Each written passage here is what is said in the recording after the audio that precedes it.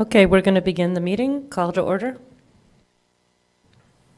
We'll do roll call first. Councilmember Wynn. Here. Councilmember Nusma. Here. Committee Member Livingston. Here. Chair Rikus. Here. Councilmember Kelly. Here. Committee Member McMillan. Here. Okay, we have enough for a quorum to do our work. Great. And do we have any public comment? We don't have any here, but any online? Yes. Hello? Hello? Oh, hello. John, you want to go? Yes, I'd like to go. Any way to turn on the video for me? I've got one slide I want to show. We can give you access to share screen, Mr. Kennedy. Yeah, 1 second. All right. So what I wanted to talk about is one of the items on your agenda, and actually compliment staff on providing a pathway to secure credits, direct payments for geothermal projects that we have going in Evanston. This is for the city. And what I wanted to show is, many of you, do you see the screen from Evanston now? No. No. 1 sec, we're working All on right. giving you the share screen. Yeah. How's that? All these hoops to jump through. No, I can't I'm not the admin. Can't do it? We're trying to get you share screen. Just one moment.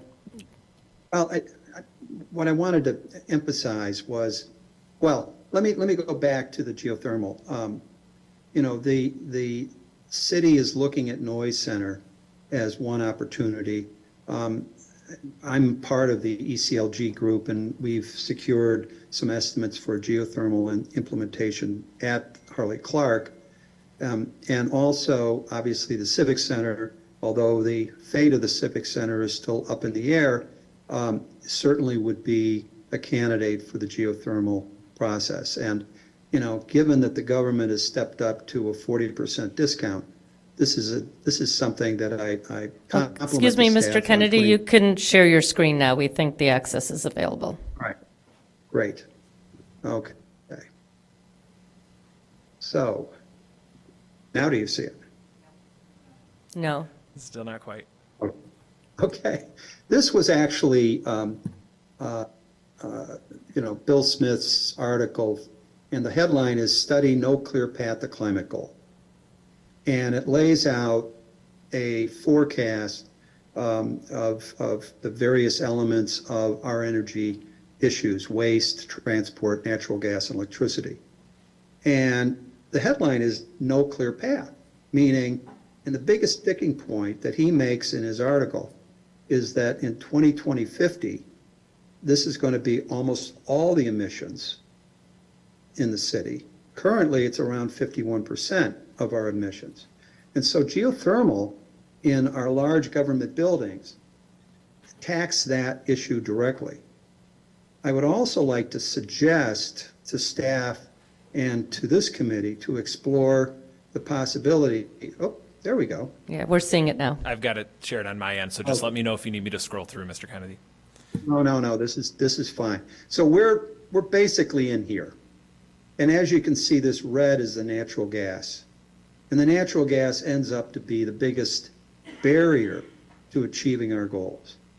And so the geothermal is certainly one piece of it. But we also could set up, the city could set up, imagine a staff member whose job it was to help our residents apply for geothermal grants. Or not even geothermal, just a heat pump to substitute in for their natural gas boiler. I mean, this is something easily done. We've got 5 or 6 staff members already hired in the grant department in various titles. One of those people could certainly pick this up as a project and actually facilitate not only the paperwork issue, but promoting the concept of going to a heat pump to substitute for your boiler and so on. So, if the other interesting thing is that if the city actually goes ahead with a project, it becomes a bellwether for everybody else. In other words, it's something we can all see tangibly that we're doing vis-a-vis the climate. So that's all I wanted to say. Thank you. right. Do we have any other public comment?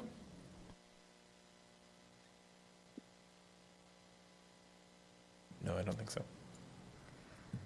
Okay, the approval of the May 14th minutes. I'll move approval of the May 14th minutes. Roll call? Councilmember Wynn? Councilmember Nusma? Aye. Committee Member Livingston? Aye. Chair Rikus? Aye. Councilmember Kelly? Committee Member McMillan? Passed. Thank you. We are going to rearrange FB1 with D1 because we have a special guest to talk about direct pay refunds for sustainability projects. And I'm going to turn it over to Alderman Kelly to introduce our special guest. Thank you. I'd like to introduce to everyone, we have with us Ian Goldsmith. He's here with us from Washington, D.C. Thank you, Ian, so much for joining us this evening. Ian is a research analyst with the U.S. Energy Team at the World Resources Institute. I first heard Ian speak at the NLC conference. He addressed the FAIR Committee, the Finance Administration Intergovernmental Relations Committee, and did a beautiful job of really giving a clear presentation on direct pay for all of us. And he's been working with a group, a lighthouse cohort, a cohort that's called the Lighthouse Cohort, a group of cities including Chicago, Atlanta, New Orleans, Bloomington, and others to help them get on board with the direct pay and submit their applications for reimbursement. So I asked Ian to come and, kind of walk us through a little bit direct pay. It's a little bit complicated, but it certainly is something we should be looking at to take advantage of. So thank you so much, Ian. Really appreciate it. Of course. Thank you. Thank you, Claire. Thank you, everybody, for having me here today. I'm really excited to talk to you about elective pay, also known as direct pay. I'm going to be sharing my screen just with some slides and going over some of the basics of elective pay. There's a lot to cover with it. But, frankly, with the time I have, I'm only going to be able to provide a pretty high-level overview of all the different things that go into elective pay. But if you do have any questions, I will be around for a small Q&A afterwards. And I'll also be sending resources to Claire or Kara or whoever is best poised to receive them. But with that, let me get started. Just as an introduction to who we are, I work with World Resources Institute. We are a global research organization that has offices all around the world, and we do a lot of work thinking about how policies can help bring about a more sustainable world, a more environmental friendly world, while also maintaining human well-being, while also helping people. So bringing about a better, a more sustainable, more climate friendly world. And I particularly work in the U.S. Energy Team, thinking about U.S. energy policy on various different topics, including elective pay. As a disclaimer, this material has been prepared for informational purposes only and is not intended to provide and should not be relied upon for tax, accounting, or legal advice. As we'll talk about later, the direct pay involves the IRS, everybody's favorite governmental organization. And with that, there is a different level of liability and a different level of standard of checking that has to be here. And so everything I'm about to say and everything you do with elective pay should be confirmed with either a legal professional and or a financial professional, either externally or outside. And before I start, I would be remiss not to thank the Lighthouse cohort as Claire mentioned, it's a collaborative effort to demonstrate the viability and utilization of elective pay to help local clean energy adoption. We're working with around 40 cities and communities across the U.S., helping them as they're going through the elective pay process for this year and next year. And along with WRI, we're working with Lawyers for Good Government, Government Finance Officers Association, SSDN, USDN, and Electrification Coalition. And a fair amount of this presentation or work is based on work that we've done with them. So with that all being said, let's get a basis. What is elective pay? What are we talking about here? So previously, until the Inflation Reduction Act of 2022, tax-exempt entities could not directly claim any tax credits. That kind of makes sense. Tax credits and tax deductions are normally reserved for entities that pay taxes. And if you don't normally pay taxes, then why would you need to deal with them? Well, the reason in this case would be that for many years, for decades, the renewable energy industry and in recent years, electric vehicles and electric infrastructure. Basically, this industry has used tax credits as one of the, if not the main method of subsidizing and really promoting renewable energy, promoting climate friendly investment in the U.S. Unfortunately, because that was done through tax credits, tax exempt entities were not able to access any of this funding, any of the subsidy that the private sector had. And this excluded local governments, excluded nonprofits, excluded the whole tax exempt sector.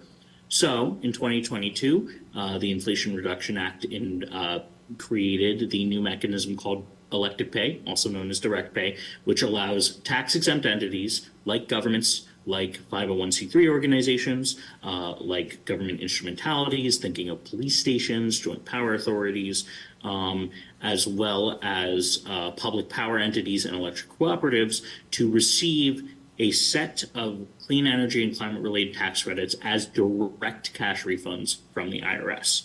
This is a kind of the first time this has ever been done, and it's a really kind of big sea change into how local governments and how tax-exempt entities can access this funding and get subsidy for their work. So what credits and what technologies are actually eligible under elective pay? Well, the IRA made 12 credits in total eligible under direct pay. But what we've found is that really only 6, or rather 4, depending on how you're counting it, are really eligible and are actually of interest for most local governments and nonprofits. I'll explain each of these briefly. All of these could be their own presentation, but just as a high-level overview, I'll go through each of them. Sections 48 and 48E, they're very similar. They're basically just happening at different times. This is called the investment tax credit, and this is a 30% plus tax credit on the eligible costs of an investment. This mostly covers renewable energy projects, but also, as I was hearing you guys were interested in, geothermal heat pumps. So this is 30% plus of an eligible project based on the costs. Section 45 and Section 45Y, again, they're very similar. They're just happening at different times. This is a flat rate per energy produced by a system, an eligible system. It's about 3 cents a kilowatt hour. And again, that can also be added onto. The ITC, that's called the PTC, or the production tax credit. The ITC and PTC are mutually exclusive. Finally, there's also the 30C, which is the alternative fuel vehicle refueling property credit. That's for things like EV infrastructure and hydrogen fueling infrastructure. That's eligible to entities in places that are non-urban or low income. And then finally, Section 45W, that is the commercial clean vehicles credit. It works very similarly to the residential clean vehicles credit, but is for businesses and tax-exempt entities. That's up to $7,500 for per light-duty vehicle and $40,000 for heavy-duty electric vehicles. Now, each of these credits could be their own discussion, as I was saying before, and there's a lot of interesting and important niceties to each of them. But in the time I've had, I can only talk about that so much. I do want to note that the IRA introduces kind of bonus credit system for the renewable energy credits, and Evanston just so happens to be in what is called an energy community, meaning that just kind of by happenstance of where Evanston is and its historical and current unemployment, as well as fossil fuel employment figures, that Evanston, any project in Evanston would get an automatic 10% or 0.3 cents per kilowatt hour bump on top of the original credit. But with the other bonuses potentially stacked on top of each other, could be up to 70% of the project value back in cash and ITC. So there, in addition to the base credit, there are bonus credits available. So how do you claim this electric pay? It sounds really interesting, but how do you actually go through the process of getting it? Well, we have to go through everybody's favorite, because it's a tax credit, we have to go through everybody's favorite government agency, the IRS, and there's kind of a 3-phase process here. The first phase is you have to pre-register all of your projects. That means the local government goes to the IRS's pre-registration portal and tells them everything they need to know about a prospective project, including where it's located, if it's a renewable energy installation, the VIN, if it's a car or electric vehicle, basically everything that they asked for, everything they could know about a project with supplemental documentation, which the IRS will then review and approve if they find it eligible. If they approve it, they will give you a unique registration number for each project. This is a necessary step. You have to do this before filing for electric pay. You cannot get around that. The second step is to take those registration numbers and to start putting them into a tax form. Now, for local governments who have never filed taxes before, they have to file a Form 990T, as well as other specific forms that are more specific to the credits that are actually being used in the projects. These are due normally 4.5 months after the end of the taxable year. However, this year the IRS is giving everybody an automatic 6-month extension for first-time filers. And then finally, you have to you wait for the payment. IRS is saying that it takes about 45 days to do that. As I mentioned, the filing timelines will impact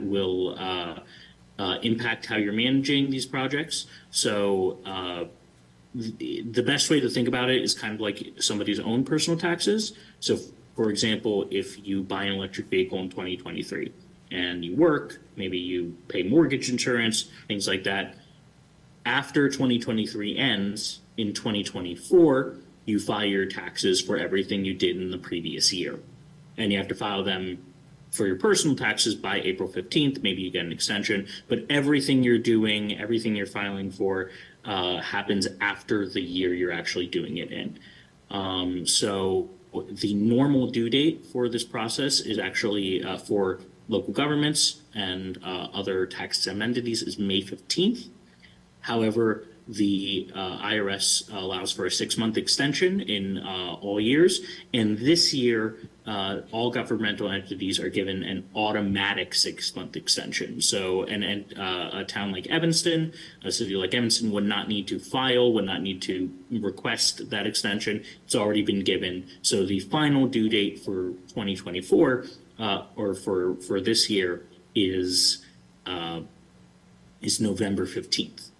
So that's the filing process, and I'll be happy to answer a couple questions about that later on. But taking the information and thinking about it, what does this mean for actually planning projects around elective pay for an entity like Evanston or other communities?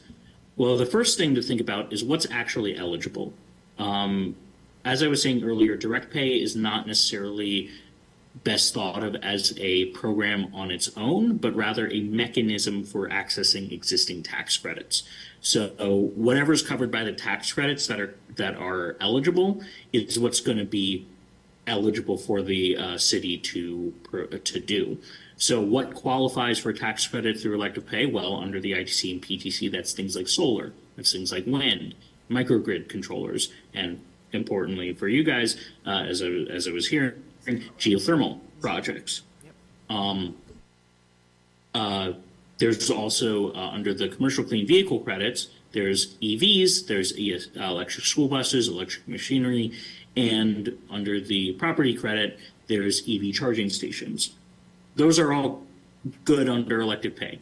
What doesn't qualify is a lot of things that a city might be still interested in, particularly from a sustainability perspective, including most energy efficiency measures. There's no credit under elective pay that covers things like LED lighting, building envelope upgrades, electric boilers. Those things can't take advantage of elective pay because there's no credit for them. That also includes services like energy audits and re-roofing, and importantly, anything that a city does not directly own. So elective pay requires direct ownership of an asset. All assets that you claim that a city or a nonprofit claims for elective pay must be directly owned by that entity. Any lease or third-party structure does not count. The elective pay eligibility is determined at the ownership level. So I'm not particularly familiar with Evanston circumstance, but depending on whether you guys use leasing for maybe your vehicles, maybe for a solar installation, or third-party ownership for things, to take advantage of elective pay, you would have to own it by yourself. And that might be a change from how things have been done in the past. However, one of the upsides of elective pays, and one thing to consider about it, is that the way in which elective pays the refunds are distributed is that they are a lump sum cash payment directly to your bank account. It's unrestricted. It's not a grant. There's nobody going to monitor where this goes or saying this needs to go here. It's a refund, similar to like a personal tax refund.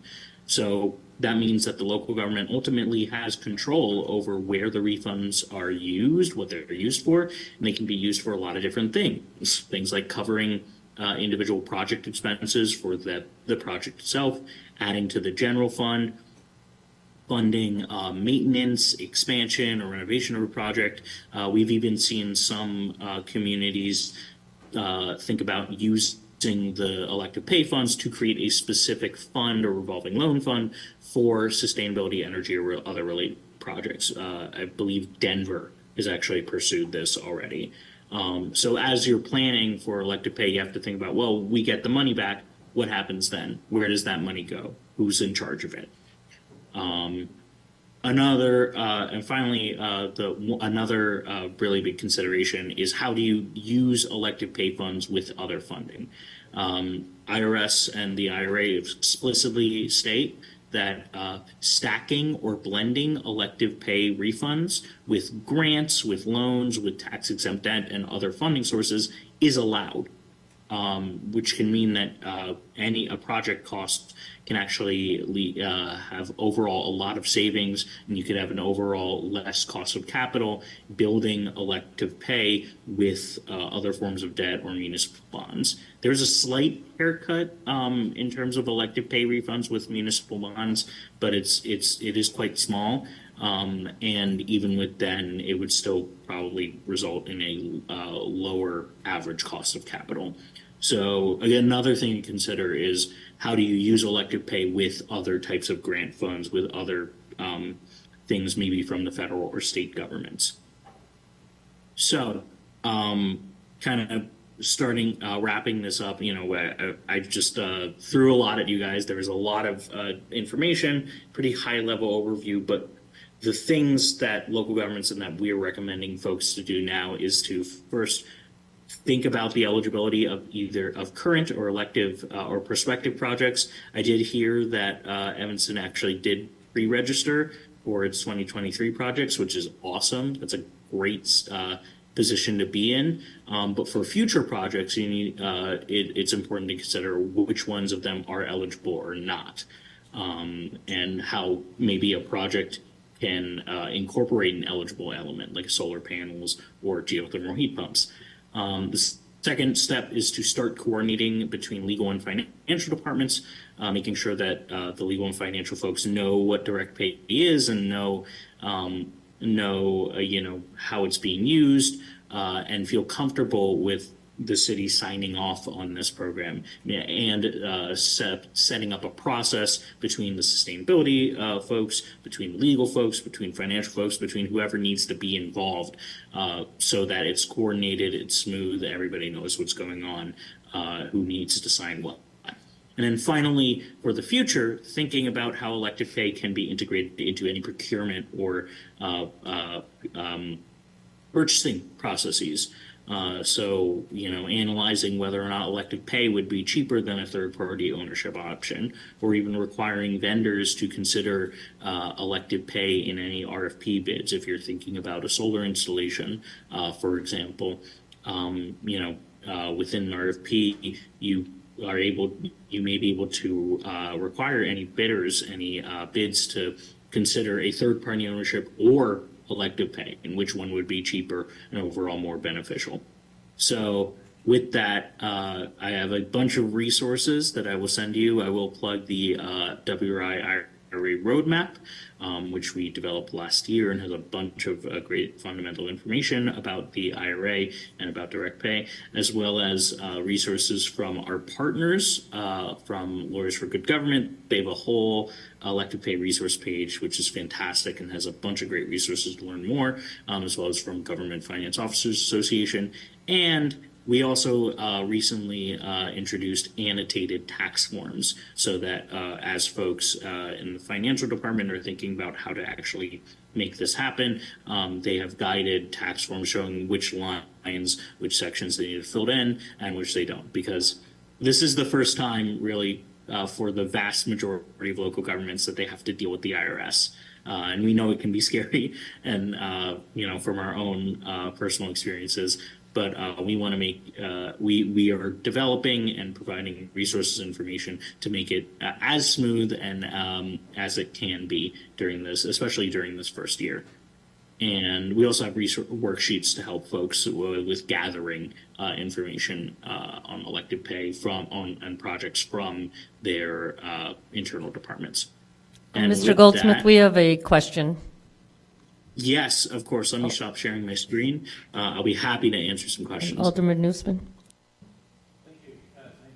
Thank you for that presentation. My first question is for Kara Pratt, our Sustainability Coordinator, who I believe is online.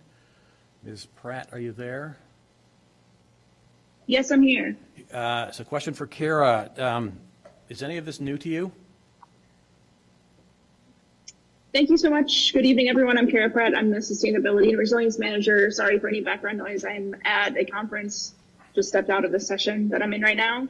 And I was really fortunate to get the earlier version of this presentation from Ian at a USDN conference back in October, which really helped me with the pre-filing process. The only new piece of information that I've seen is the updated timeline and those annotated forms, which thank you so much, Ian. I will definitely be using those forms after our pre-filing is approved. So Absolutely. thank you. How many projects have you submitted applications for or intend to? So technically speaking, I've submitted for 2 different projects. One is the electrical vehicle charging stations at the Civic Center and Service Center, and the other is for all of the electric vehicles that we purchased in 2023. Great. So next question is, can we count on this money? Yeah, I guess this is a question So- for Ian. If we're planning a new project and it's going to cost $100,000, can we, when budgeting for that project, count on the 30 to 70% coming back from the federal government, or is that at risk? I think toward, That's a question for Ian. right, to clarify also, is there any sunsetting? Will any of these tax credits sunset with all the changes that are coming in 2026? I don't know if they're subject to that. Yeah, so that's a great question. To answer that sunsetting question, the end of these tax credits and direct pay program is currently 2032. That's statutorily written in the Inflation Reduction Act. These credits, barring anything, any changes to the IRA, they will sunset in 2032. As for the reliance on this, I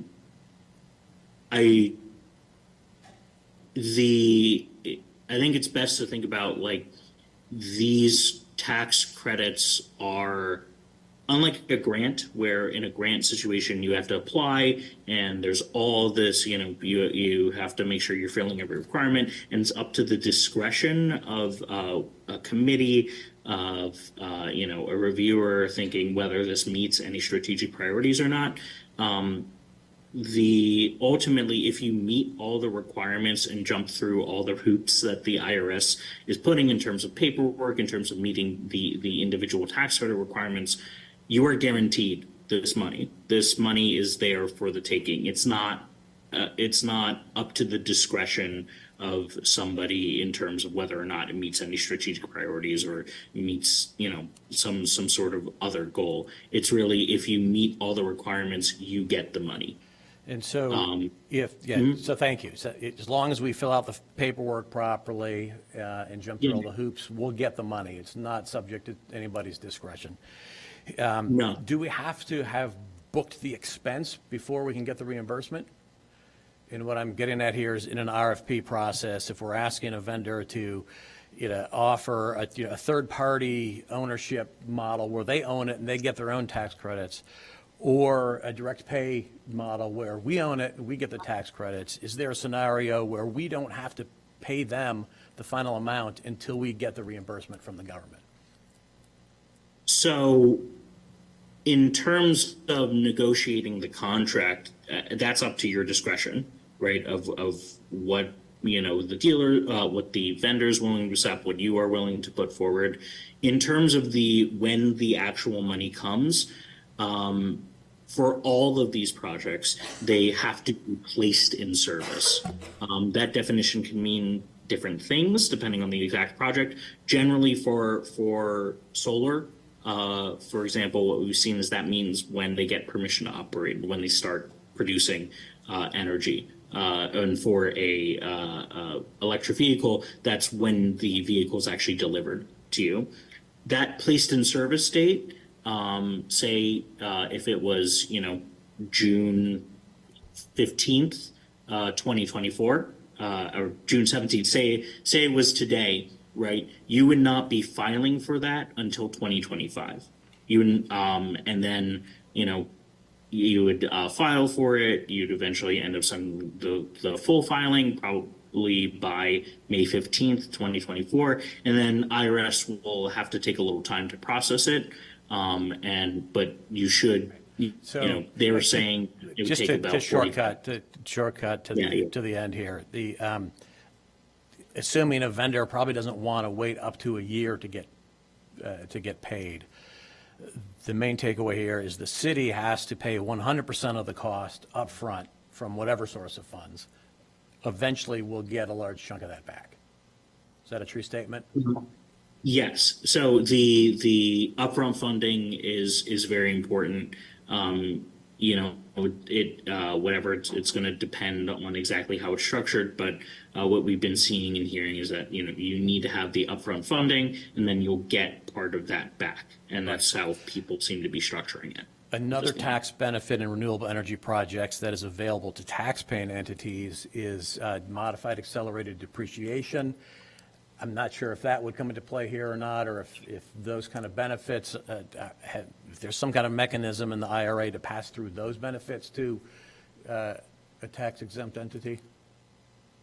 Again, I would, with all this, I will caution, to speak with your own tax attorney and speak with any legal professionals on your end. However, the IRA and rather like the whole infrastructure on this is pretty clear that depreciation is not allowed for any property owned by a tax exempt entity. And there's no mechanism for any depreciation benefits that would be gained through in a private scenario for that to translate into anything for the tax exempt entity. Thanks. And then the last question, and this is, I guess, for Kara. How much of your time does it take to do the paperwork for a particular project? Since this is the first time that we've done this, I've spent probably 5 to 10 hours on this so far. But as Ian mentioned, that was just in the pre-registration process. So I anticipate probably up to about 20 more, depending on how complicated the rest of this is. And then in years to come, I think it'll be much quicker. Great. Thank you. That's all I have. Councilman Kelly, did you? Leslie, did you have another question first or no? That was a good question, yeah. Thank you. No, I think this is, very exciting and, like you say, a game changer in terms of incentivizing municipalities to invest without burdening the residents as much. Is there any harm we have some big projects ahead of us, and in trying to reach our climate action goals, such as HVAC and solar, in pre-registering for projects, going ahead and, minus the hours that are involved in the pre-registration process, I'm just wondering if there's, if one can go ahead and pre-register for potential projects, even if you end up not going forward. I can answer that, Ian. So in the pre-registration process, it does ask for the in-service date. And so that would not be possible for us to pre-register any credits. You have to have, like Ian mentioned, everything in service and completed before you would do the pre-registration process. But, so I thought you pre-register projects not until it's completed. No. Yes, that's correct. Exactly. Okay. All right, so that answers that question. And in general, there's probably not a clear-cut answer to this, but in terms of analyzing whether it's less expensive to lease versus getting the direct pay or elective pay, I know with the Robert Crown Center, right, we're leasing the panels, is that right? The solar panels, I imagine that firm. Technically, no, we're not leasing them. We're not leasing them. It's a different third-party Okay. arrangement, but yeah. And do they get they're probably going to get those credits? I'm Under the guessing. arrangement of Robert Crown, and staff can jump in and correct me here if I'm wrong, but the solar panels will be owned and operated by a tax-paying company. They will get their tax credits, including the federal tax credits that Ian told us about, but also state credits on the sale of renewable energy credits, right? And so they're booking all that savings on their bottom line, passing that savings along to us by selling us the electricity those panels generate at a lower cost than would otherwise be paid. Okay. In very simple general terms, it's typically better to, in the long run, own a renewable asset than to lease it or do a power purchase agreement in the long run. The downside of ownership up front is we got to come up with that money up front. IRA certainly helps get us a bunch of that money back sooner rather than later, but not all of it. And looking again at the Crown project as an example, we have zero money invested in that project, and we get immediate operational savings. Understood. Over 10 years, it won't add up to as much as if we If we somehow had came done it up the with other $2 way, it million might have been, in year the one. long run, it would have probably saved taxpayers more. So going forward, it's probably more in our interest to look to actually get the credits ourselves and invest in this way with, finding the funds and investing. And It then- could very well be. It's just a question of, do we want to come up with the money now, or do we want to, live with some more modest but still significant savings? Yeah, I think it's just a matter of looking at reserves or whatever funding options are available to us. I think that's all I have right now. Okay. Okay.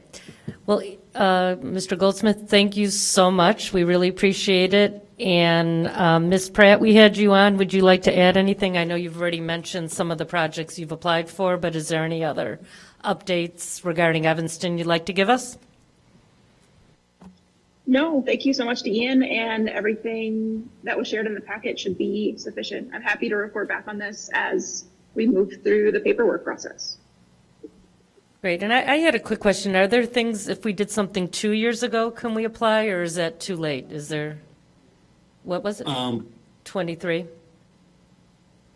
Yeah, so 2 years ago does not count. The elective pay program explicitly is only for projects that are placed in service after December 21st, 2022. So Yeah, only you said that. projects Got from it. 2023 Okay. onward. And Councilman Kelly, thank you for bringing this resource to us. So we will Thank move you. on. Great. Thank you so much, Ian. And thank you, Ms. Pratt, for your memo and for joining us as well. I didn't. Okay. We are going now to the recommendation policy for unbudgeted expenses. Clayton? Oh, okay. We need a motion? I'll move discussion of FB1 recommendation on the policy for unbudgeted expenses. Okay, do we need a roll call or? Okay, okay.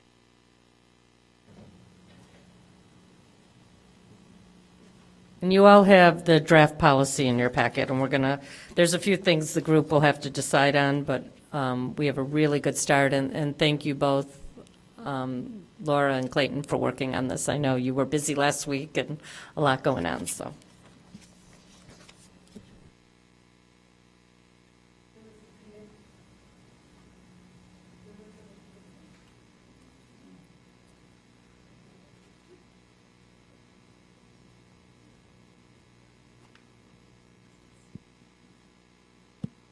Members of the committee, my name is Laura Biggs. I'm the city engineer. So Clayton and Michael Van Dorp and I worked together on putting this policy together, and it really is just a summary of what we've previously discussed. So basically, it provides some background information. Right now, it is talking about capital projects as well as beginning to look at operating expenses as well, potentially. So I don't necessarily have a presentation, but I'm more here to answer questions.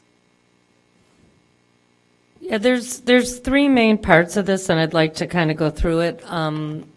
Clayton, the background information is just everything we've talked about. But there's two types of expenses. There's the unbudgeted expenses and cost overruns. There's also emergency and non-emergency. So the first discussion point is the 500,000. And Clayton, do you want to talk about how you came up with that? Sure. So thank you, Chair Rikus, Clayton Black, Budget Manager. So as you talked about, we've heard about this policy now for 3 months in a row, so we tried to take the feedback that we got from committee and put areas where we did feel there was consensus into this policy. In terms of the threshold of $500,000 and the question of how that was set, it didn't seem like there was consensus among the committee on what that threshold should be, but $500,000 does catch every expense that this committee has kind of highlighted as something they were concerned about last year.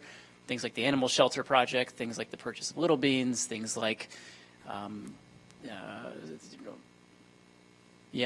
the items that have been flagged by this committee as a concern would have been caught by this policy and communicated to this policy prior to moving forward. So that's why we set the threshold at 500,000. Again, it's up to the committee if you want to discuss that further. We also included expenses in the general fund, the capital improvement fund, and the water fund. Again, this was an area where there was not consensus among the committee on what funds should apply under the policy, and so we picked those three where, again, those items and expenses that went over budget last year were in the general fund and the capital improvement fund. So, again, staff agrees. And were there any in other funds that went over like 250 or 500? Potentially. I don't have that data in front of me as to what else might have gone over. But at least those items, the lease of this new Civic Center building, Little Beans purchase, animal shelter project, all those items, skate park, would have been caught by this particular policy had it been in place. So, Okay, any discussion on the 500 or the funds? Is it Councilman?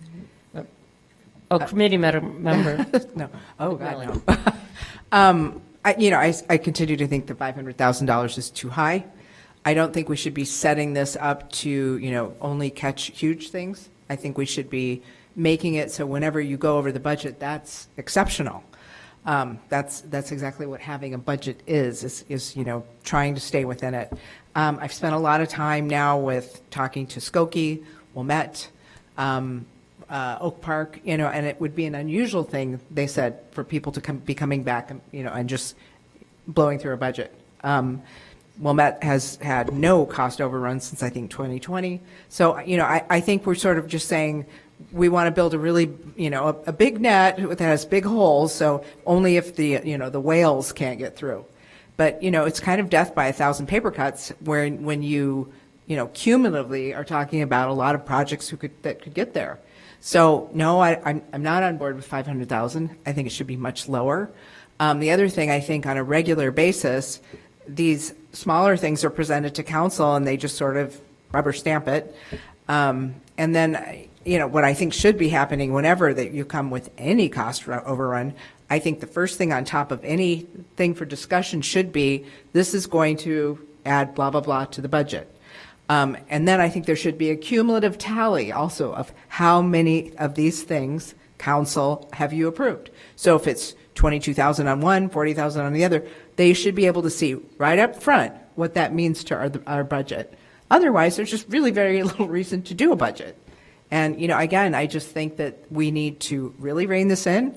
I think there needs to be more transparency. I think this committee, I want this to be more than just performative. And it's time that we really looked at what's going on in our city, because I think comparatively speaking, anytime I talk to any other budget committee or treasury committee in other towns, they almost look at me like, what are you talking about? Like, I have a third eye when I'm asking about the types of things we do. Things that include, amending a budget 6 months after it's done. I have yet to find anybody that thinks that's a normal thing to do. So I think we should be making the holes in that net really tight and making exceptions when we have to come up with, because 500,000 is a lot of money. And I think if we have repeated amounts of 500,000, it's a whole bunch of money. So let's get controls around it, and we can always loosen it down the track. Thanks. Okay, committee member Livingston. Yeah, I'm comfortable with the 500,000. I think if we find that there are projects that we are missing under that scope, because it's still going to go to the city council. If there's something, hey, we should have talked about that, we could adjust it. So I'm fine on staying on the most significant projects that we want to talk about at 500,000. I'm also fine with limiting it to the general fund, the water fund, the major elements that you talked about. Again, we can adjust things if we're finding that if we find that we're not spending additional time. We meet once a month. It's, an hour and a half, 2 hours. We have to stay focused on the most important things. And to your point, the major projects that did come up that we wanted to talk about would have been covered. So I think that 500,000 is a reasonable number. And if we're missing things, we could bring that down. So. Councilman Kelly. Thank you. So thank you for preparing this document. So, I disagree with David Livingston. I would say 100,000 I think would be more than, as high as we should go. We're doing this because we're addressing an issue, and we're trying to bring greater transparency and accountability. We're not just trying to sort of cement what's been going on and just have some words around it, but to actually have an impact. I mean, I'm looking at last year, it was overspending of 18.3 million. In 21, it was 11.5 million. In 20, it was 14.4 million over what we had budgeted in our funds. So the intent of this is to bring that in. And, and also I do think we should encourage, I think it should be a part of a policy that we are amending, as other cities do when they amend, during that same fiscal year. I think it's true. Coming in 6 months later, still waiting, grappling with actuals, this shouldn't be happening this way. I think, some cities that have done some amending, Oak Park, they, do it several times throughout the year, the same fiscal year. So I think setting it at 500,000, I don't necessarily think that's going to have any impact on bringing more accountability, more budgetary discipline, more adherence to the budget that we pass in the fall and winter. So I would recommend 100,000. I think that's, sends a strong message that, that we really are passing a budget that we expect to be met and adhered to. I think raising $500,000 anytime $500,000 is spent is not giving the necessary importance to the budget that we're passing for our residents. Thank you. If I could follow up, the major general fund change were the union contracts that we talked about extensively. None of that was a surprise. So I don't see how you think that, we want to talk about the exceptions here on the 500, on major capital projects for 500,000, but you bring up the concept that it was somehow hidden or a surprise that there was overspending in the general fund. Those were the union contracts that you voted for, was talked about extensively. In no way did it not get adequate upfront discussion. And this is just talking about something unusual has happened on a major capital project. Let's make sure we talk about it. And it doesn't end up being something like a Little Beans that goes directly to the city council without adequate discussion. But something like the general fund spending above budget, of being the transfer to fix the insurance fund, the transfer to fix the fleet fund. Those items were talked about multiple times, and there was no, I just take exception that somehow that those items were not properly brought up and discussed. They were. Wait, Councilman Newsom. And then you're next. Thank you. I guess I have a kind of a philosophical question. I'll start with a statement. Nobody wants to go over budget, right? I think we can all agree on that. If the desire to never, ever, ever go over budget becomes not a control of the cost, but an inflation of the budget, so you will have enough reserve to absorb any kind of contingencies, might there be kind of an unintended consequence that we would have to raise taxes to pay for an inflated budget because we were so concerned that every little thing might end up at some point going over? So anybody can answer, who cares to, but that's what I have to say. Thanks. Committee Member McMillan? I think, David, the thing is, when they go in to talk to council, they don't say this is going to affect the budget this way. I've never heard that before. So it would be nice to have a running tally for them, so it's up front. So you say, this is how it is affecting the budget, is something we should at least add in terms of guardrails.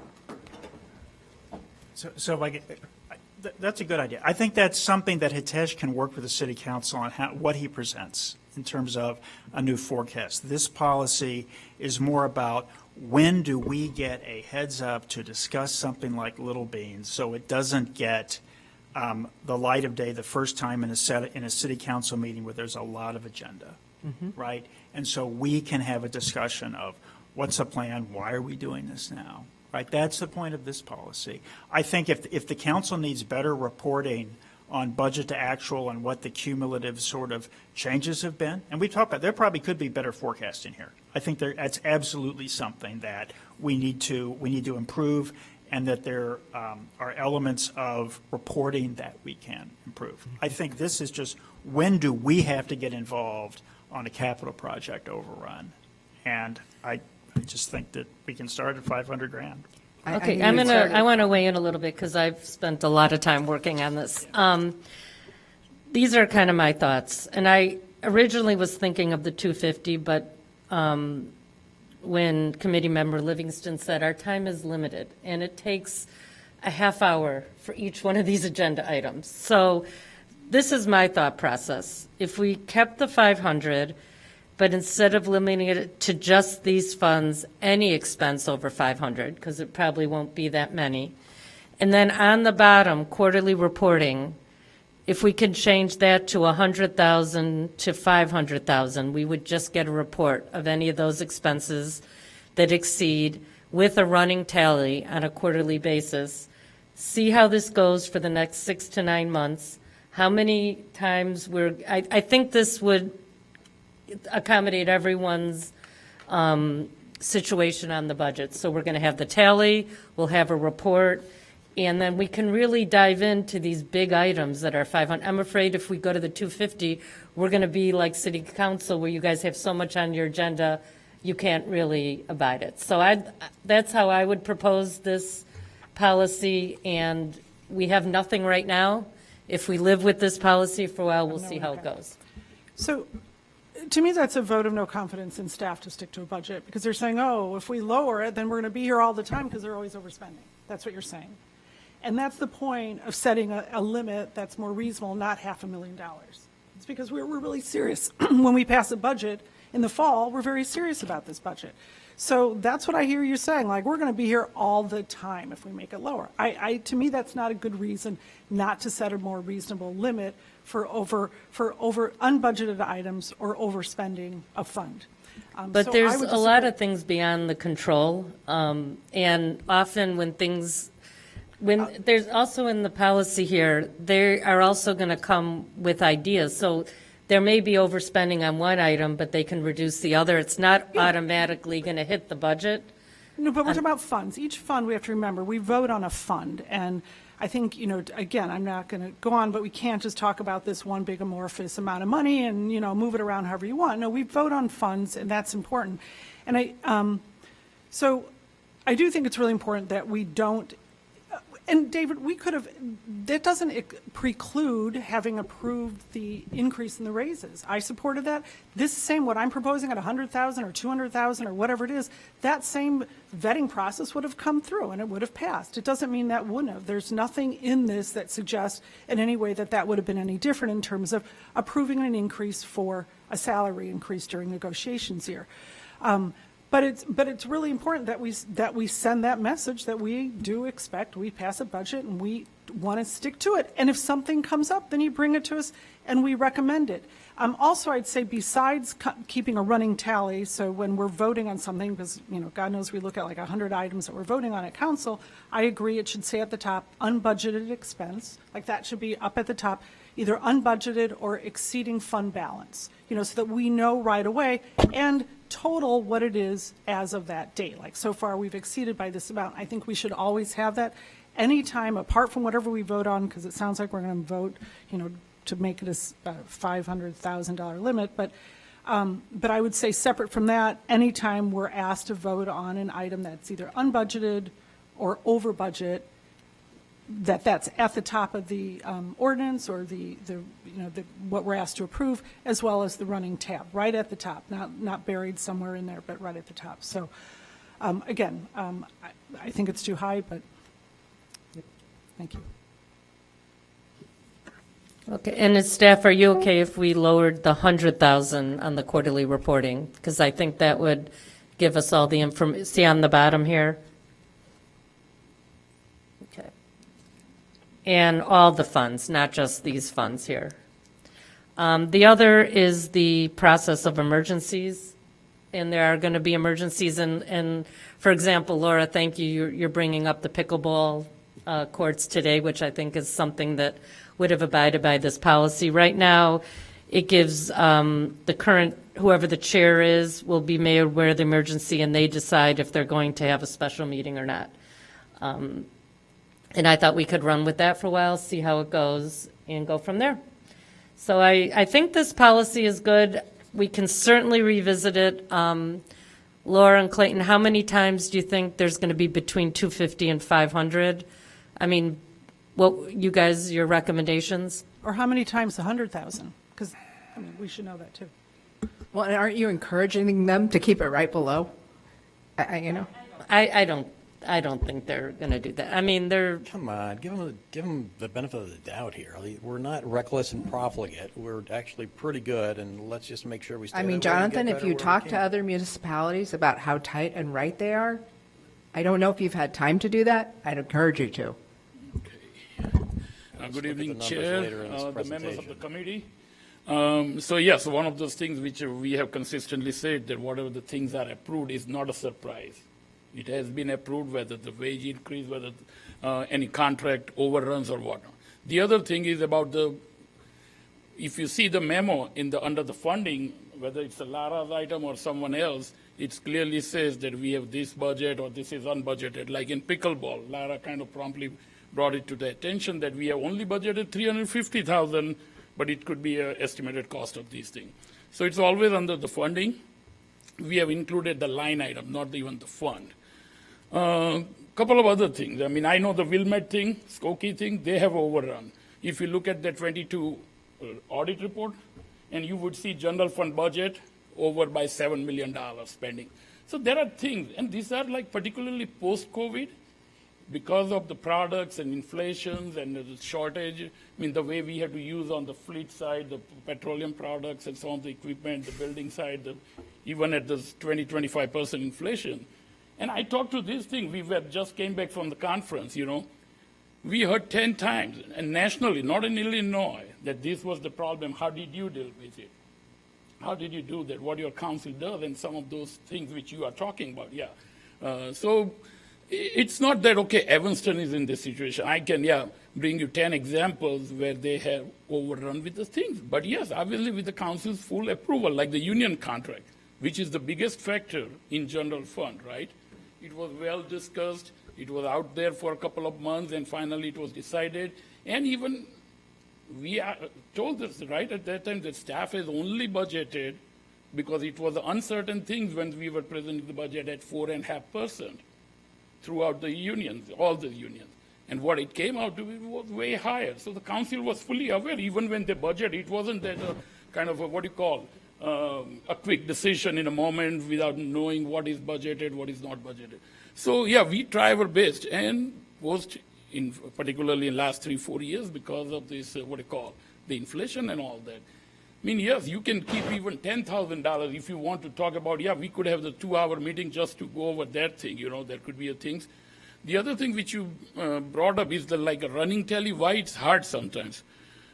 And we asked the department, like as said, the budget team, like say fire department comes to and say, we want to spend extra $20,000 here. Sometimes they, on their own, they say that, we will save $20,000 here in the other line item within the fire department, not even general fund, within fire department. And we want to spend that $20,000 here, which would be, that line item would be over the budget. Now, we have so many instances like that.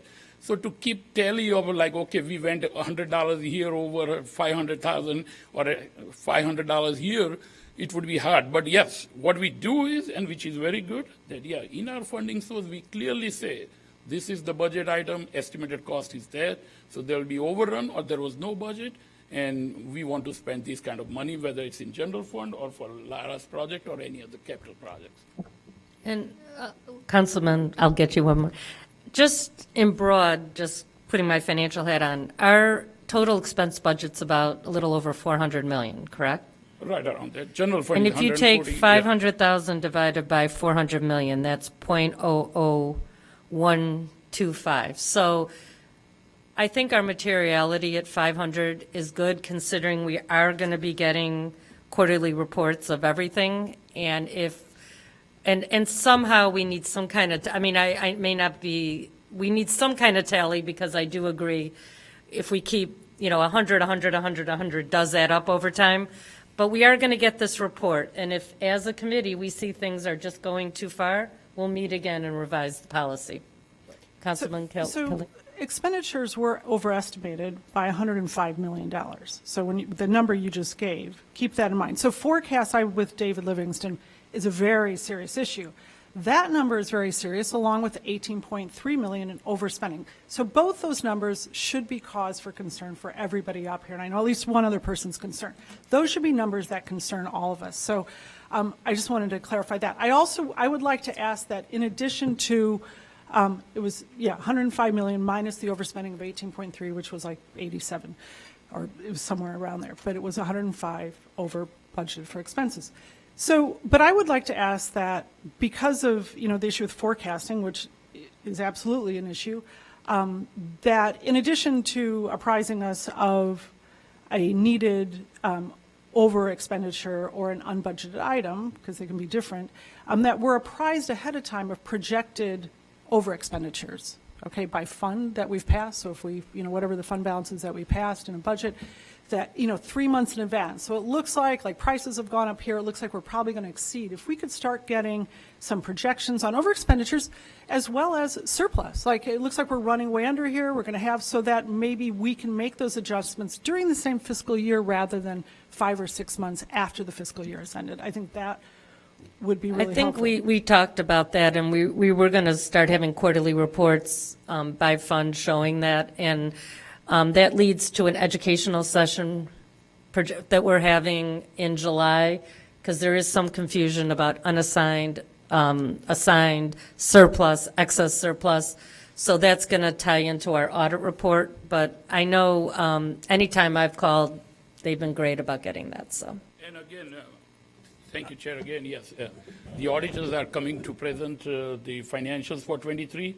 And again, yes, I mean, I hear this thing that, oh, it takes 6 months. It's not Evanston. Look at this, any community, like I went to the Skokie and Wilmette.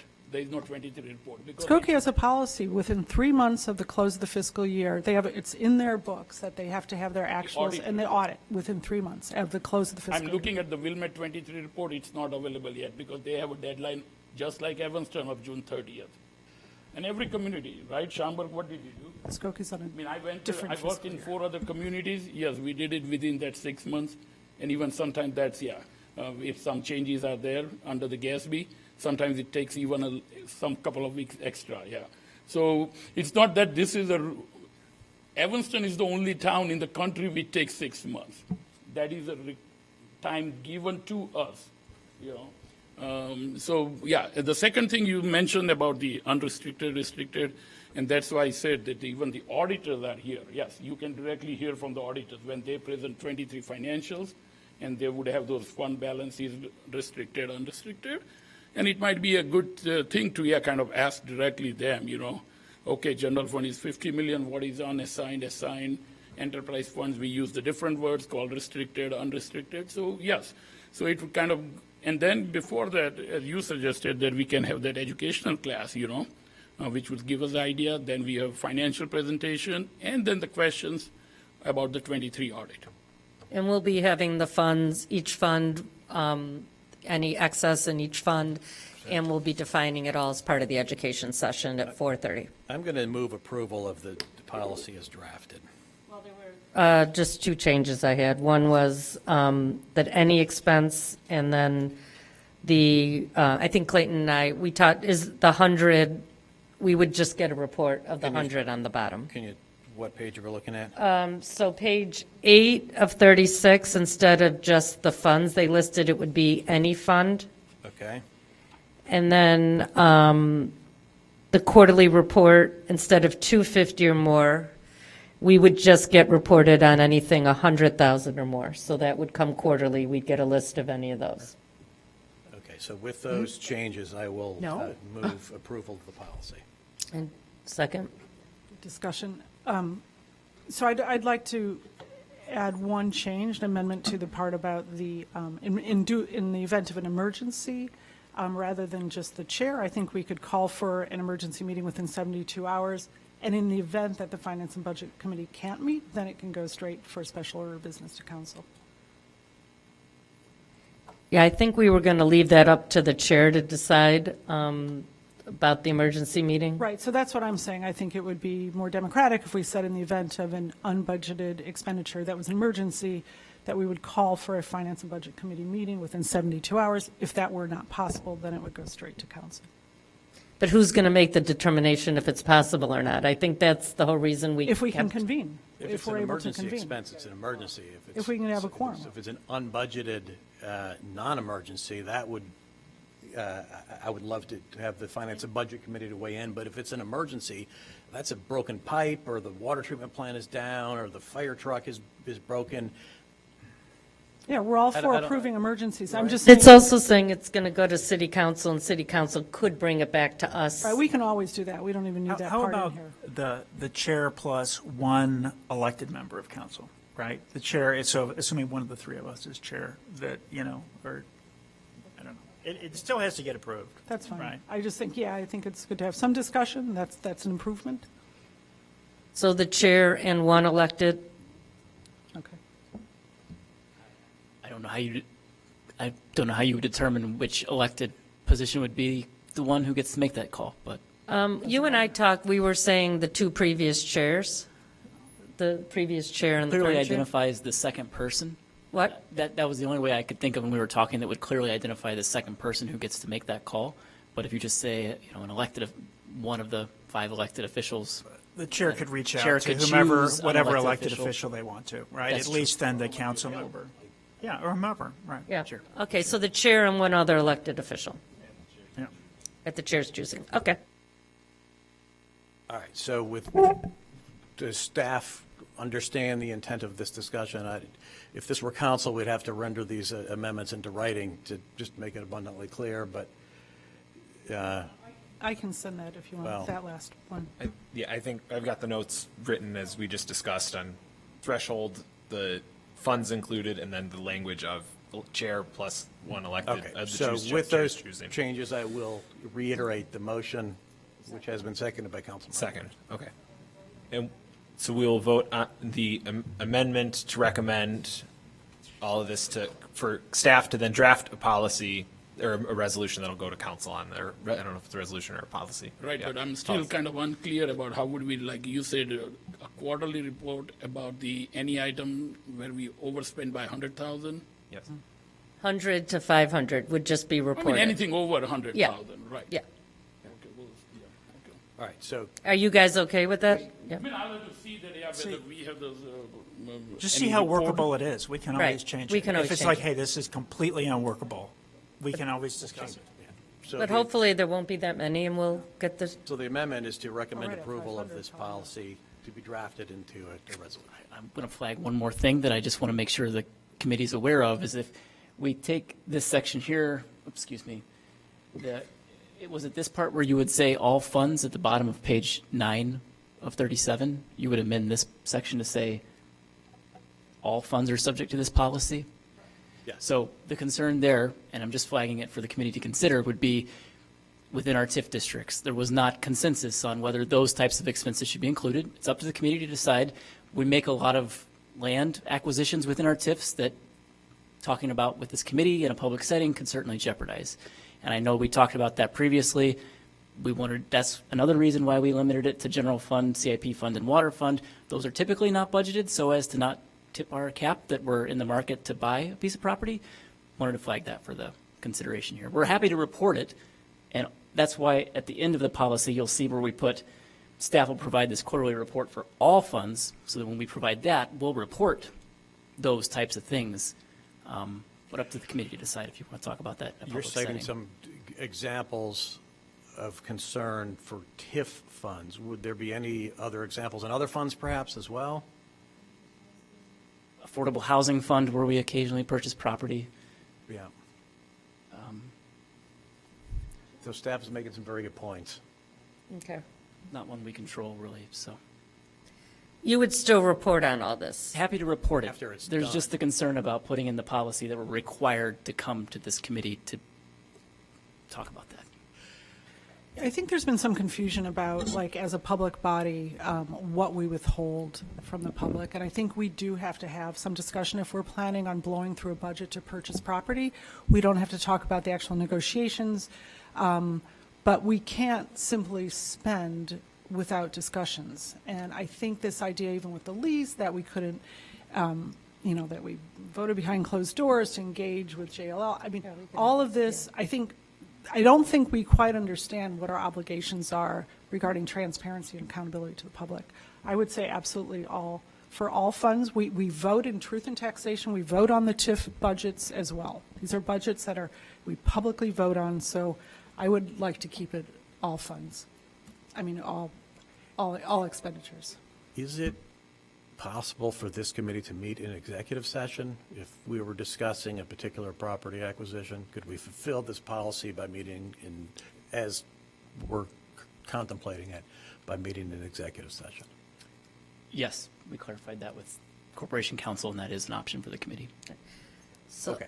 I would like to keep it as is, and then, again, this is the first time we're doing the policy. If we find that there's a lot of legal issues that we can't do, or we do in closed session, I think it's a great start to get things moving forward, so. As, not as written, but as we have. Yeah, let me review it one more time. We're keeping the 500, any expenses, and we will be reporting, staff will report on quarterly, anything 100,000 to 500. What Well, I Leslie think they're going to recommended. be quarterly I mean, No, but this is very important. This is, because we always say, well, you approved it in council, and part of the problem is, again, we look at a number of items when we're at council, to put it at the top, that we agree that this should be up front and center if this is an unbudgeted item, or whether it is exceeding a budget. well, you should be, if you give us the report, you can tally that and then just add the other items that were approved to get some kind of running tally. Can you guys do that? I don't know if it's so that when we're voting at council. Right, I Okay. understand that, yeah. Yeah. I'd also just like to, we should also be reviewing, and I just want to add the word recommend here, at the first bullet point about what our role here is. It's to review and recommend to council the unbudgeted expense. So it's a policy for review and recommendation. Well, I think bullet point 2 says the direct and indirect impacts and make recommendations on budget adjustments. So I think it's kind of covered in the second and third. Yeah. Okay, so can we add the tally, some kind of accounting, just so we know where we're at? So every time they vote on something that's unbudgeted and doesn't, they know what they're doing. I mean, I'm not sure about the tally, so yeah, I mean, we'll have to see whether we can report, but yeah, if, before we put it, we can come back and look at that, yeah, what kind of report. Okay. Because as I said, there are so many little things in the line items, and like in general fund, there are like. But we're just talking the bigger items. Right, but still, like, yeah. Yeah. But to have it, and again, I mean, like Lara and I just talking about one of the items where we highlight that the funding is provided, or this was the unbudgeted item. So, I mean, it's clearly laid out in the funding source, you know, where the funding is coming from, the fund, the line item, what is the budget and whatnot. Okay. I'm sorry, but I think it's not, the point is that we're really trying to improve the process. So that's why we're asking for it to be at the top of any proposed item that we're going to be voting on for an expenditure, that at the top somewhere, as opposed to in paragraph 3, it says unbudgeted item, or items surpassing, the approved budget. So I think we should know that right at the top of any item that we're asked to approve for funding, whether it's 50,000, 20,000, $500,000. It is That's there all. in the I just funding think there's a source little confusion clearly in about- that I think paragraph. that this structure of the memo that comes to council is maybe a separate discussion than this one right now about this policy. So I'd like to vote on this policy and move on, because I'm 20 minutes late to another meeting where we're actually doing things. Okay. So we have it where we have all the revisions, right? Okay. So do you take a vote now? Yeah, we will take a vote on those revisions as stated previously. Councilmember Wynn? Aye. Councilmember Nusma? Aye. Committee Member Livingston? Aye. Chair Rikus? Aye. Councilmember Kelly? Aye. Committee Member McMillan? Aye. Pass 6-0. Okay, great. I think thank you, staff. This is going to be really great for us moving forward. Okay, now we want to talk about, you have to leave, so maybe should we move I'd like to move the pickle court up and then the liquor tax. Okay. So let's go to the liquor tax discussion. Good evening, Chair. So we provide a memo in the packet that really walks through the discussion on this item thus far. The city has a liquor tax of 6% on the consumption and purchase of packaged and prepared liquor. The Liquor Commission last year identified that the city of Evanston was a bit of an outlier with the 6% tax. We generate about $3 million per year annually from this tax. Staff was asked to go back and come up with some other alternatives to this tax in order to generate the $3 million that the general fund receives from this tax. It's been discussed with the Liquor Board. The Liquor Board recommended an increase to the home rule sales tax. Doing that would make us an outlier on our sales tax compared to other communities. So it's sort of trading one outlier tax for another outlier tax. And so we had additional discussion with the city council. There's two other options in the packet that would very much put us in line with what most of our comparable communities do. Evanston is one of only a few communities in the summary that do not have a food and beverage tax. We only tax liquor. So one option was eliminating that liquor consumption tax and replacing it with a 1.5% food and beverage tax. A second option was eliminating the liquor consumption tax, adopting a 1.25% food and beverage tax, and a smaller packaged liquor tax. And so you'd pay a higher rate for packaged liquor than you would prepared liquor. The memo sort of walks through all the options and whatnot. The city council discussed this item at the last city council meeting, 2 city council meetings ago. There was positions all the way across the board. Some folks were in support of the food and beverage tax. Others were in support of a status quo. There wasn't super clear direction. So Chair Rikus asked that we bring it to this committee for a little bit further discussion and to see if there's any consensus that this committee can come to on the best route forward. So, Councilman Newsom. Thank you. I would be most interested in hearing from the non-council members of this committee, since those of us on the council have already had ample opportunity to weigh in. Committee Member Livingston. Yeah, I guess where I come from on this is, I'd like to see us give some relief to our restaurants at this point. I think that you have to also say there's one more tax in Evanston, which is the parking. And I think if you just go north into Wilmette, you'll see a very vibrant restaurant scene. So I'd love to see us get rid of both. I think we can afford it. $3 million, we've got a lot in reserves and excesses. That would be what I would recommend. Short of that, I think you can keep the tax on the big box providers like a Binny's, and maybe get rid of it for the small business owner and the small restaurant owner. That would be my preference. Okay. So to me, it seems highly regressive to think about cutting a liquor tax at restaurants and liquor stores and raising an overall food and beverage tax. That just seems, and first of all, I'll go to the issue of we have a $10 million structural deficit. We're in no position to be cutting revenues, unfortunately, be it parking or be it this food and beverage tax. But I just cannot believe it's a step in the direction we want to take to say, let's reallocate $3 million worth of liquor tax into either general sales tax or food and beverage. I'm just shocked that that's even something that's being seriously considered. We might be an outlier. I'm not sure in this case, and believe me, I pay my share of liquor tax, right? I'm not coming at it from just my share, not more than. But it just, maybe we're in the best position here. It just seems like really a step in the wrong direction to move some piece of the $3 million into either general sales tax or a food and beverage tax that, I think the tax probably is where it should be today, and that most people aren't even that aware of it, and that's my view. So. And I'm trying to read this. The packaged liquor tax, that would generate 1.9 million? And that if we did 3%? The 3% on the purchase of pack, this would generate, 1.9 for million, 1.1 from liquor and grocery stores. Okay. Yeah, I would rather add more packaged liquor tax, maybe reduce the liquor consumption tax, but I think the food and beverage, either keep it very low or not, because I do believe that would help our residents. A family going out for pizza wouldn't have to pay that extra tax. But I do agree that we need to make up that $3 million because our budget is tight, we have a deficit, and we need to make sure that we can come up with that.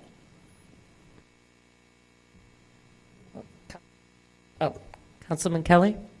Yeah, thank you. So I agree. I don't want to see us raise the food tax. I think we should look at reducing the consumption as well as the packaged liquor for small businesses. So we do have some small businesses that would be, hugely impacted if we left that are impacted now and that are, and feel it and are hurting from the high liquor tax. So I would recommend reducing the liquor tax for our restaurants and for our small businesses. And we don't have to enter into the debate tonight, but we can afford it.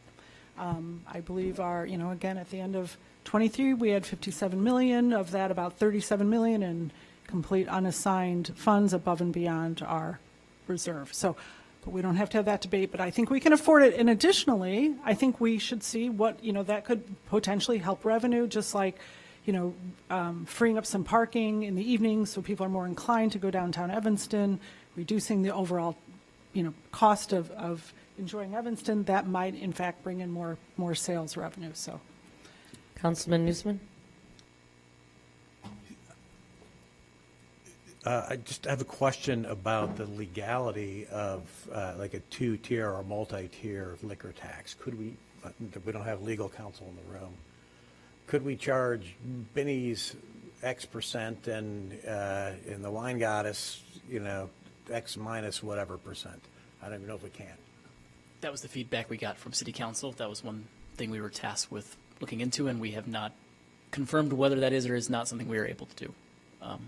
We know, for instance, our bag tax applies to some businesses over a certain square footage, and all others are exempt from the tax, but could not find any examples of a tax varying based on sales volume or square footage where a smaller.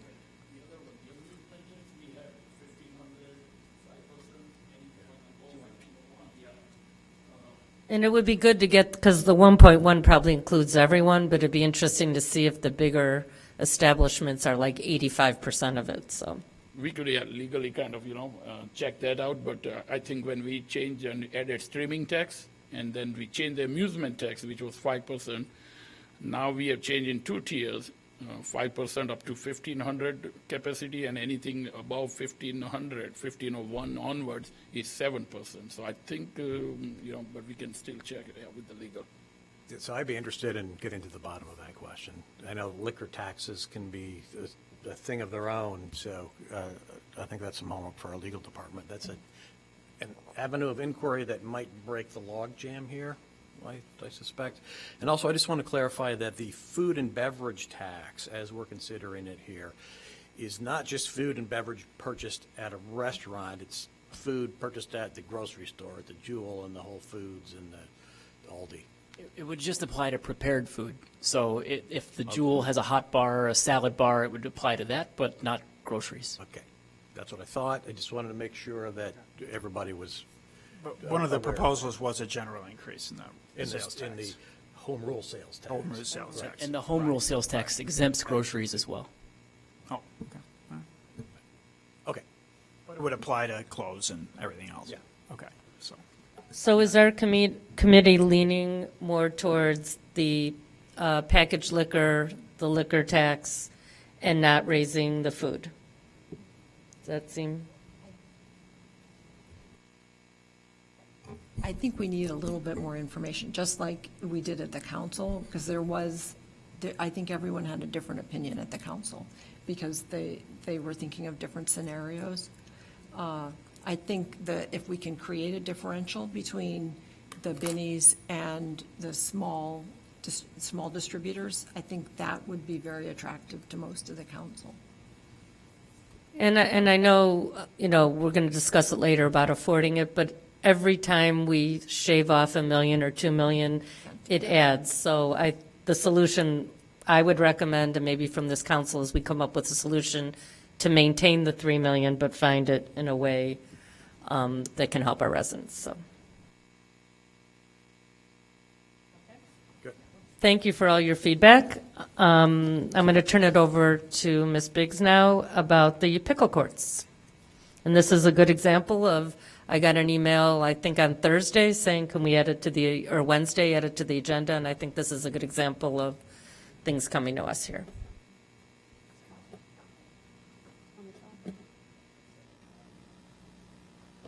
Thank you, members of the committee. Pickleball courts is a topic that has been pretty political in the last 18 months in the city. And so I wanted to bring this to you as a potential cost overrun on what is actually a really important project.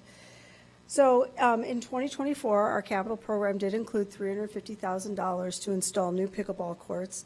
The city does not currently have any dedicated pickleball courts per se. We do have some tennis courts that are striped to allow pickleball to be played on them.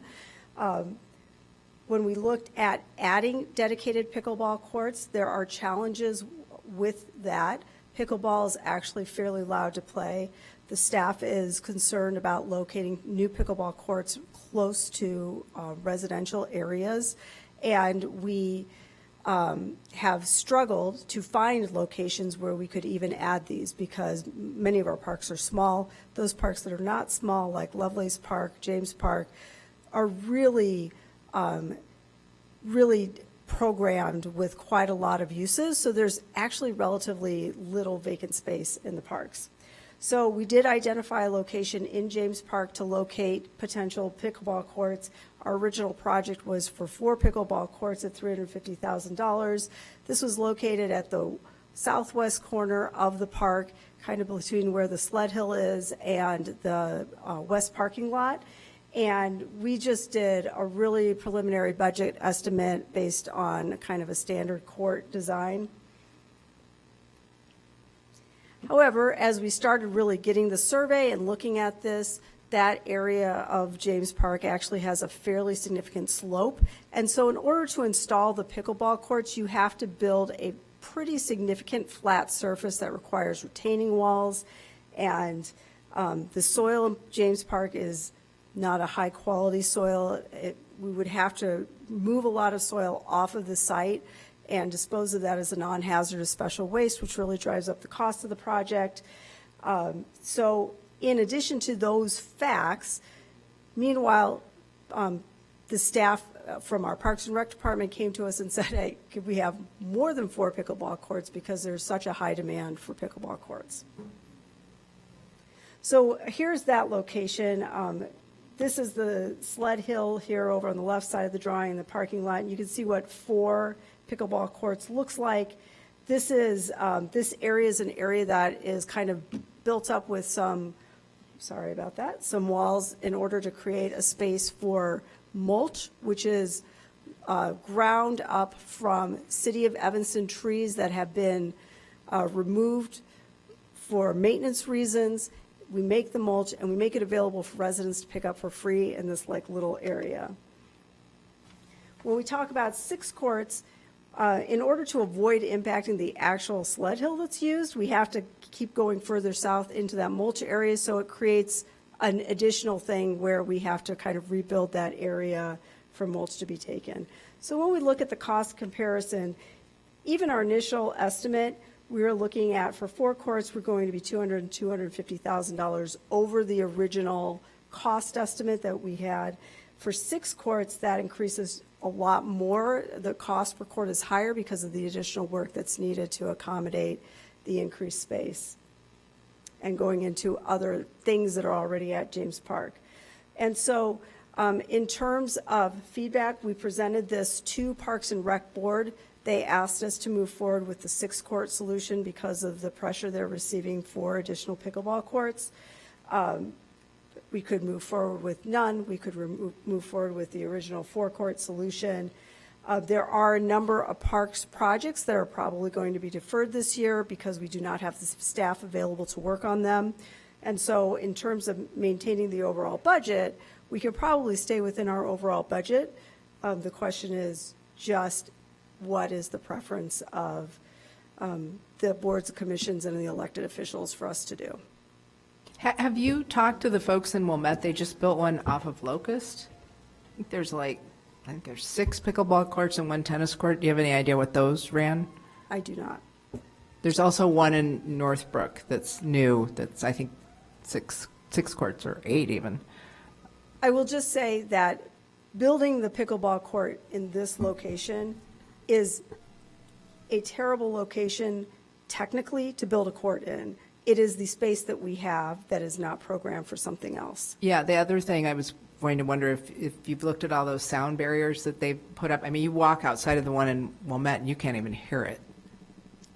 I will reach out to Wilmette. Yeah, I was just curious. Because, I mean, noise, even with our tennis courts, is always kind of a balance that we're trying to strike between supporting active recreation while respecting the needs of the residents that live Right, close no, to I those think, locations. but I was just kind of shocked at how deadening the barriers were.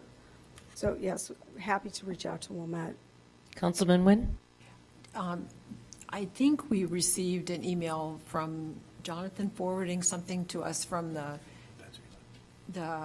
head of the Parks and Rec suggesting that they didn't want to go over budget and that 4 would be fine as opposed to the 6. Oh, that's different than the feedback I received in the meeting, but that certainly could be.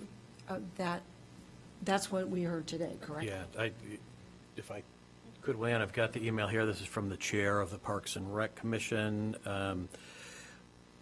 Quoting, "Our direction was to maximize pickleball at James Park. There's a huge demand for pickleball, and we want to maximize recreation for our city, but do not make fiscally irresponsible decisions. If the city can only afford 4, the board would be happy with 4.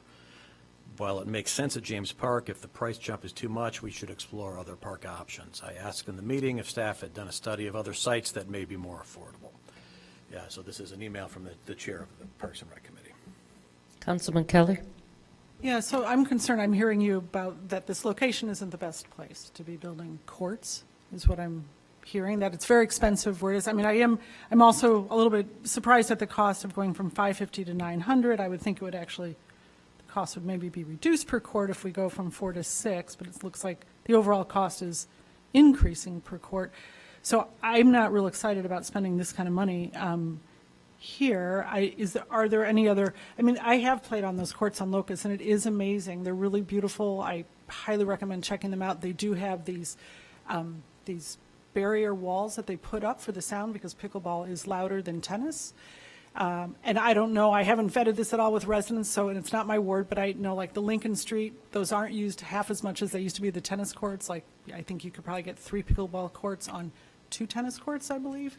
You can usually get 2 on 1. 2 on 1. So we could More on have the 4 south side. pickleball courts on half of those. And I know there's an alley there with homes behind it, but I wonder if those walls, those barrier walls that are up at Locust, if that would make it possible and a lot less expensive because it's already. The staff has, the staff in Public Works has discussed with the staff in Parks and Rec and the Parks and Rec Board the idea of converting tennis courts to pickleball courts. And this has not been popular. The tennis court faction is very against this, and generally, the Public Works staff and engineering has been given instructions to not consider the wholesale conversion. The pickleball court people generally feel that it is a poor compromise to have not dedicated pickleball courts, as do the tennis court people. The goal would be to get dedicated, some dedicated pickleball courts. And I can appreciate that as a tennis player also. But I will say these are special courts on Locust and that they feel very designated.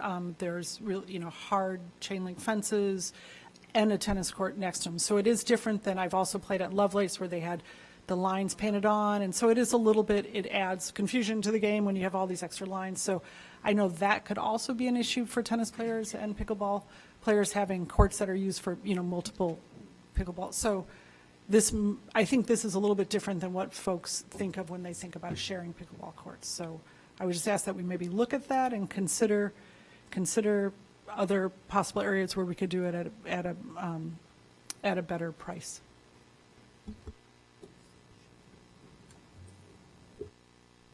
Committee Member Livingston?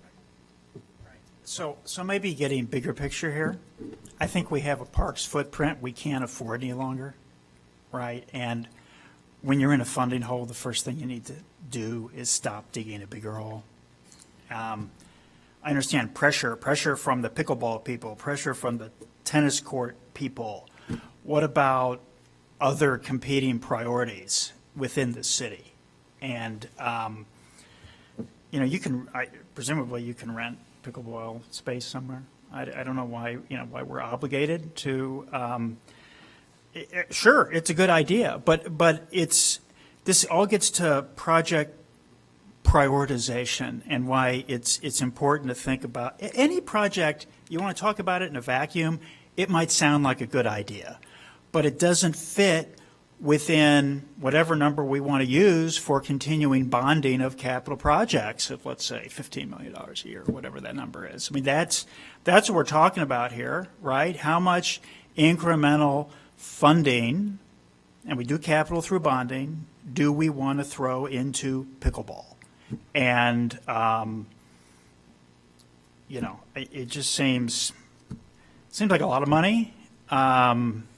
Maybe 350 was not so much money. Now we're talking about, maybe up to $1 million. But regardless, we have all sorts of capital needs. We have all sorts of needs within existing parks that you have talked about. We don't have nearly enough money to replace the playground equipment that is on the current footprint of the parks.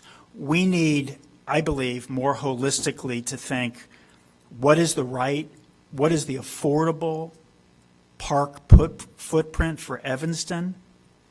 And think about, do we have to keep every park?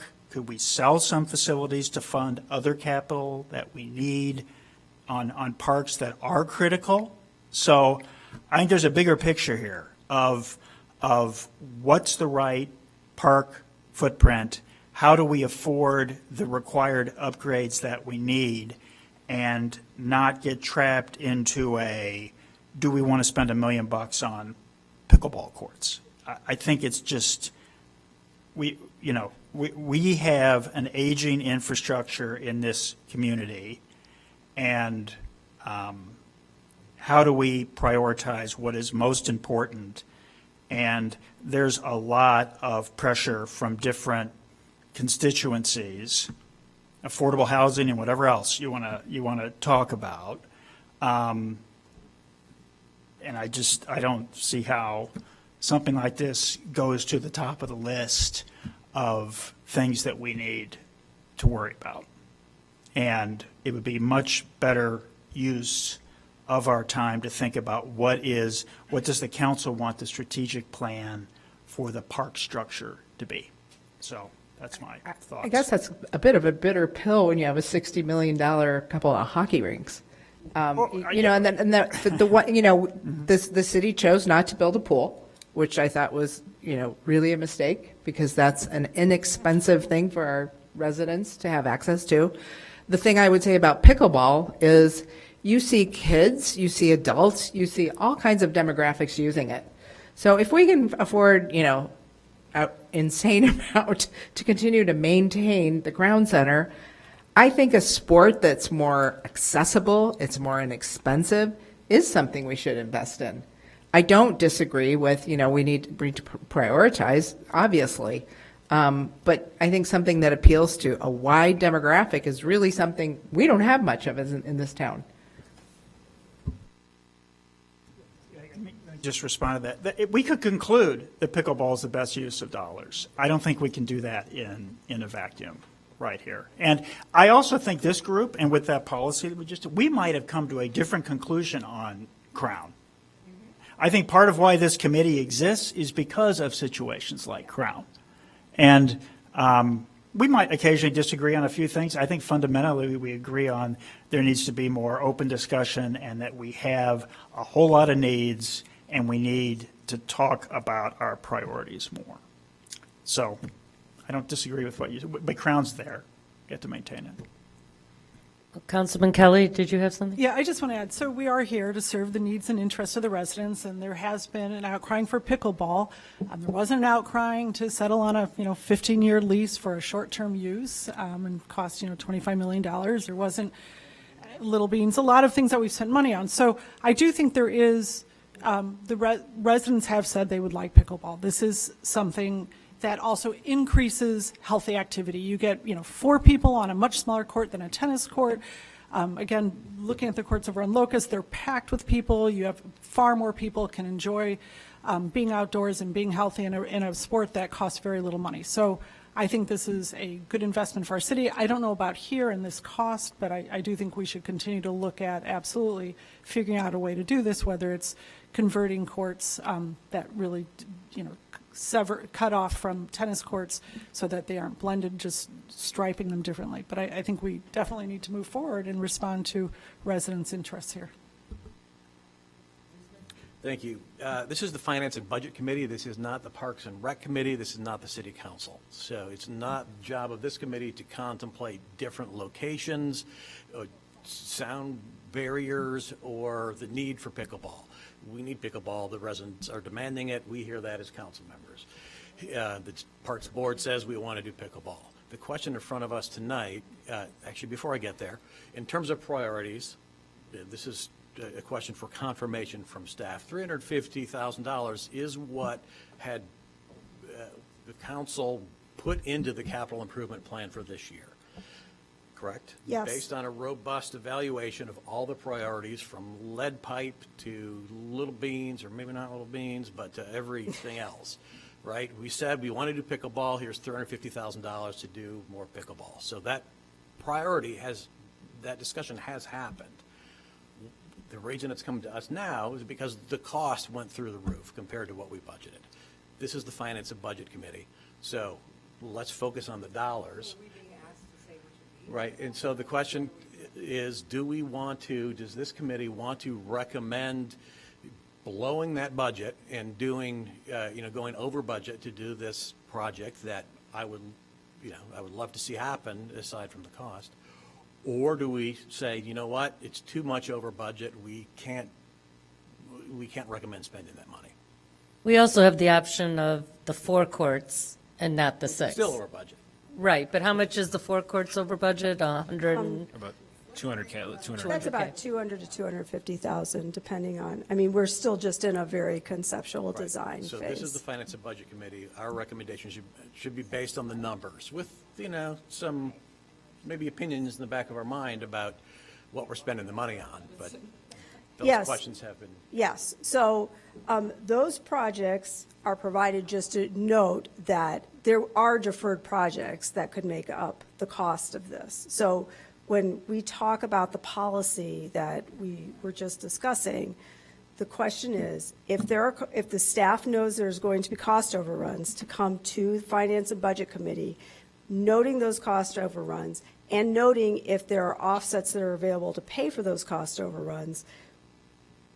That is what that's all that I provided. Why the leap from 550 to 900 for 6? The incremental cost is so much higher. When you only have 4, you can kind of locate it in the optimal north-south area in that narrow strip of land.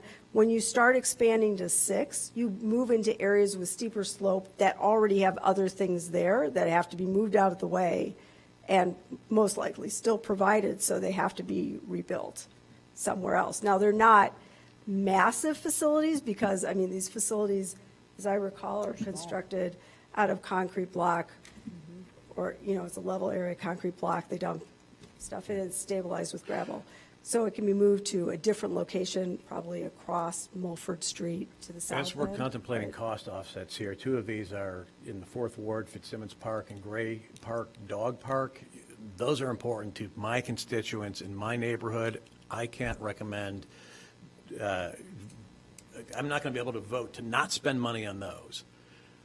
It's a deferral. So then That those are things that staff-wise, we are struggling to get completed Right. in this year. Not that we So would not if you're do saying they're them. absolutely not going to happen this year, regardless of, if we win the lottery or not, I think the constraints are more staff-oriented than The money. constraints are staff-oriented, but because pickleball was a high priority, Right. we started that project. But pickleball takes staff time, too. It does. But it takes less staff time than some of these Pretty other basic. things. yeah, I agree with Councilman Newsman. This was approved by the city council. This is something that our residents do want. We're just trying to push the envelope to see if there's anywhere for 350 that we could do for pickle courts, maybe not James Park. I know you've looked at all the parks, and I know there's political with tennis, but maybe you take 2 tennis courts and make them 4 pickle courts.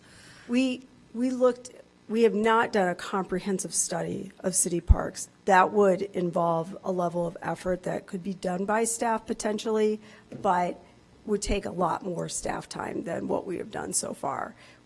Initially did a cursory study. We decided that we would try to locate them at James Park because it is not located next to residential areas. And then we found the location in James Park where it would fit, and then we moved forward with that. If we would like to go back and look comprehensively at all parks, that will take time, could potentially be done, but we can look at what Wilmette has done for the noise issue, but generally speaking, our experience with pickleball so far has been that we do not want these located next to houses. So I think that the Wilmette case is interesting and is worth studying. I also think that if you were to ask, in general, how many pickleball courts dedicated could the city use? I mean, the answer is 20 or 30. It's not 4 or 6. So if we found places to put 20 or 30 and staged them in over time, we would still have the demand to use them. It is a very in-demand sport right now. So, but we can go back and look more comprehensively. I think the staff's concern is that this was voted as an approved project in the city CIP, and so we're collecting recommendations from the relevant boards and commissions to give that information to City Council about how they'd like us to proceed.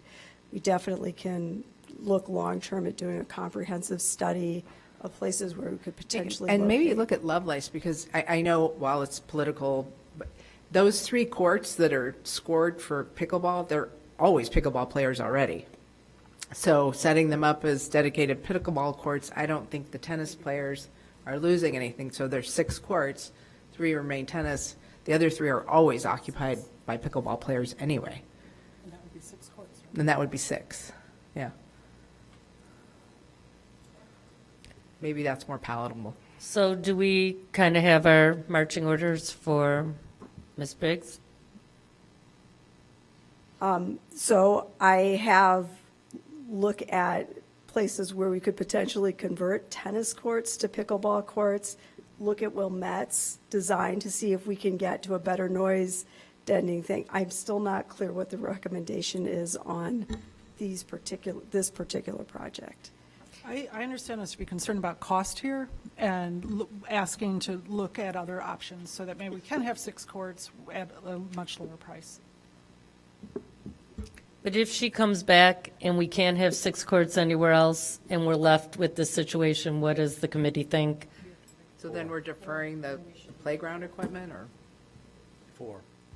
I would say 4. I think 4 would help our residents get us started with pickleball. That's just my opinion. I don't know what others. I mean, in full disclosure, if we're going to go do a comprehensive survey of parks and where to put them, then we're not working on pickleball courts this year in terms of construction. We're going and finding locations and seeing if there are better locations, which is a valid recommendation. I'm not arguing, I'm Is there just not a letting you know that it would parks plan in affect the process? schedule. Is there not a parks plan in process? There is a park strategic plan in process, but I don't know that it's really getting to the level of detail where they've doing a specific survey of all the parks to see where we can locate pickleball. They're looking at some higher level issues. And that process, we are finalizing a draft plan, which is going to Parks and Rec Board this summer for review. So we will be finalizing that by the end of the year is the proposal. So there's. And just so we understand process, this item will be coming to council at some point. That would be my preference, given the highly political nature of pickleball. Right. So I do not want to be understanding in how the the process role of of this canceling committee, without I higher think it- authority. No, I do not. I think it would be important for the memo that goes to council to reflect the fact that the Finance and Budget Committee has reviewed this presentation and recommended 4.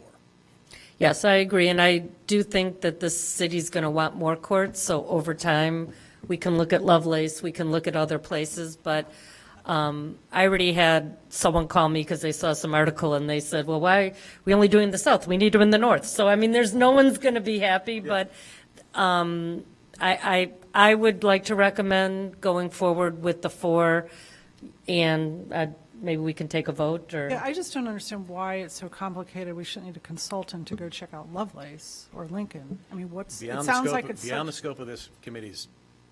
I mean, to say that we'd Item like to, tonight.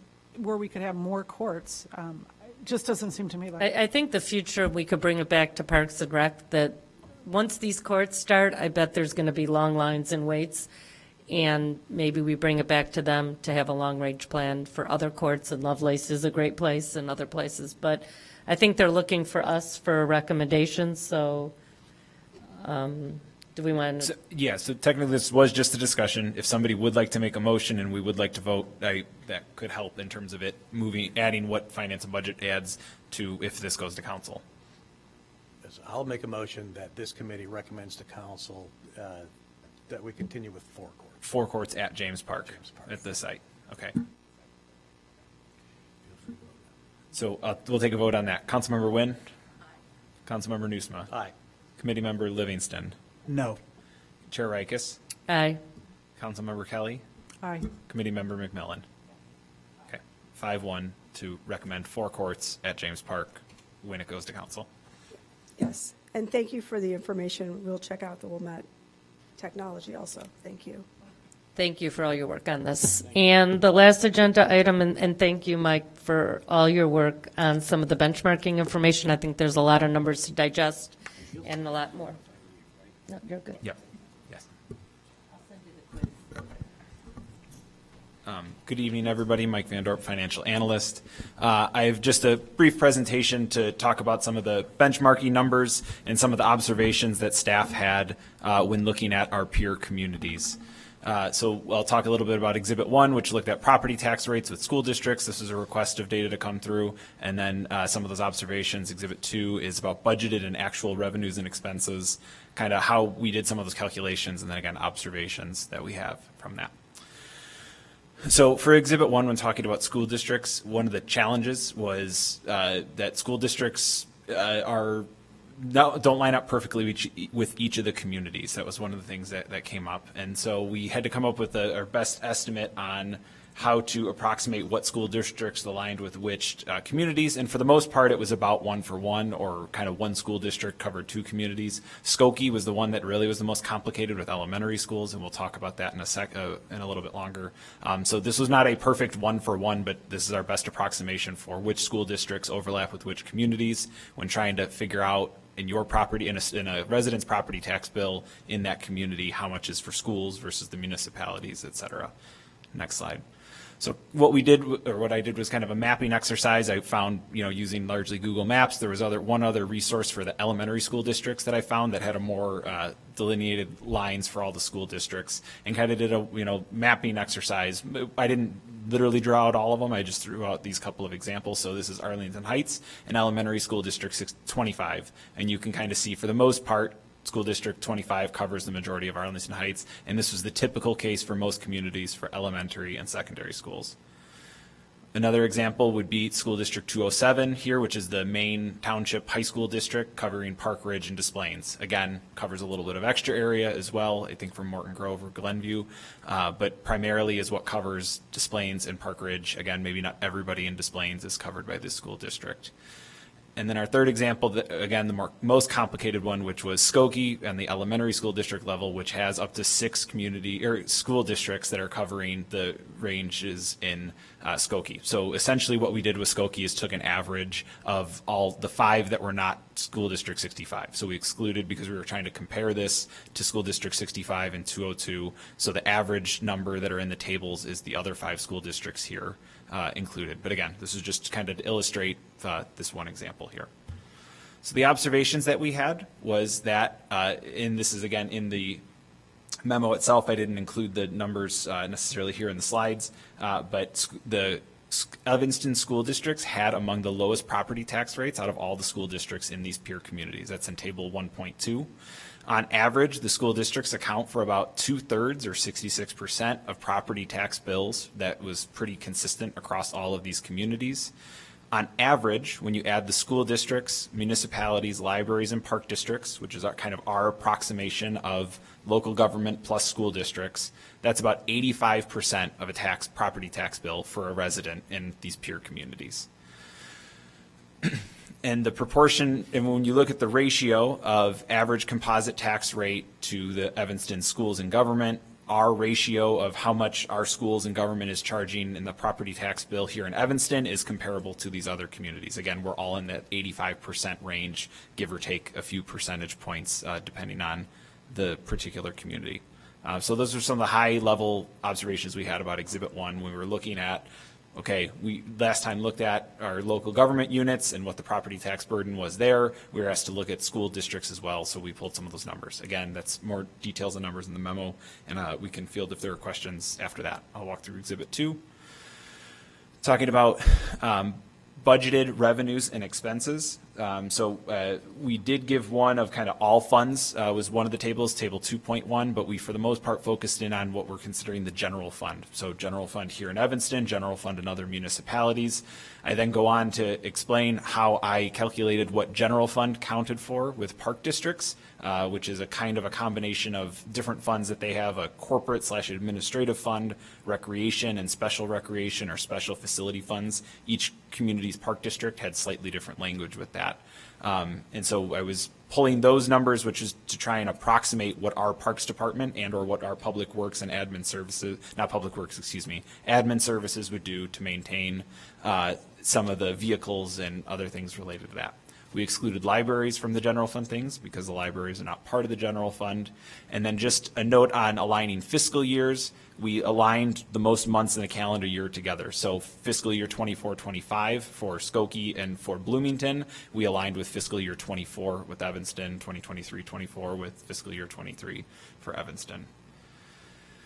And again, just showing an illustrative example of where the different park districts have different kind of names for their funds that we were pulling in. So again, this idea of it was a corporate fund, a recreation fund, there was a special recreation fund or sometimes a special facilities fund, which we looked at as the approximation of our Parks Department general operating dollars. So this was an example from Oak Park, and on the next slide is an example from Palatine. Again, slightly different structure. They just had those three funds, and so that's what would have been pulled in as part of this analysis and what's in these tables and Exhibit 2. Our general observations coming out of this is Evanston has the largest total expense budget and highest total revenue budget, and in some cases twice as high as some of these other communities when looking at all funds. That's in table 2.1. Those numbers are consistent over the several fiscal years that we looked at. When looking at just the general fund, Evanston has the highest expense and highest budget revenues, highest expense budget and highest revenue budget. But the size is much closer to a lot of the other communities. Again, we're still the highest, but Bloomington comes to about par with us, and the difference is shrunk. Evanston also has the highest general fund expenses and highest general fund revenues in actual dollars for these peer communities, not just looking at the budgets. And then Evanston is also looking at the general fund expenses per capita and revenues per capita of actual dollars. We are also the highest among these peer communities. So those are the general takeaways and observations that we had from looking at these ideas. And that's it that I was going to, did I have one more slide? Oh, I did have one more slide. Sorry. Thank you. The other thing we looked at was the budgeted revenues versus actual revenues and budgeted expenses versus actual expenses in fiscal year 22, which was the most recent year of data that we had. So when it comes to actual revenues versus budgeted revenues, all communities overshot their budgeted revenues in fiscal year 2022. On average, they were 18.5% over what they budgeted on revenues. When it comes to the expenses in fiscal year 22, it was a little all over the board. There were some communities that were 10% over. There was a community that was 10% under budget on expenses. Most fell in, a few percentage points of what they actually budgeted in fiscal year 22. And so That's a lot. Those are kind of those high takeaways of, again, and we're eager to look at 23. Now that our audit's coming up and we'll have those numbers, we're hoping and finding these peer communities in their fiscal year 23 figures to be able to look at where we rank in the fiscal year 23 with these kinds of projections of, again, comparing budgets to actuals. So that's that. Yeah. Can we get a copy of these The slide? observations? Yeah, so slide, sorry, I didn't get it out at the end of last week. It did get posted, it's on our page. Yeah, so it's on our page now. We posted that earlier today. Sorry, it wasn't out sooner. Yeah, the finance and budget webpage. This slide and Laura's presentation is also up there.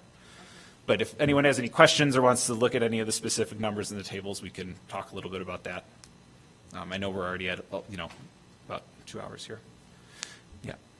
So part of what makes it is costly to live in Evanston, and the tax rate is sort of just an after-the-fact number. So if you've lived here forever and, your house is appreciated, the fact is we do have big budgets, to your point, so thank you for pointing that out. And when you look at per capita, it's a lot of money. And especially when you divvy it up, you take the tax-exempt property, you take TIFs, all of that together brings unaffordability in Evanston.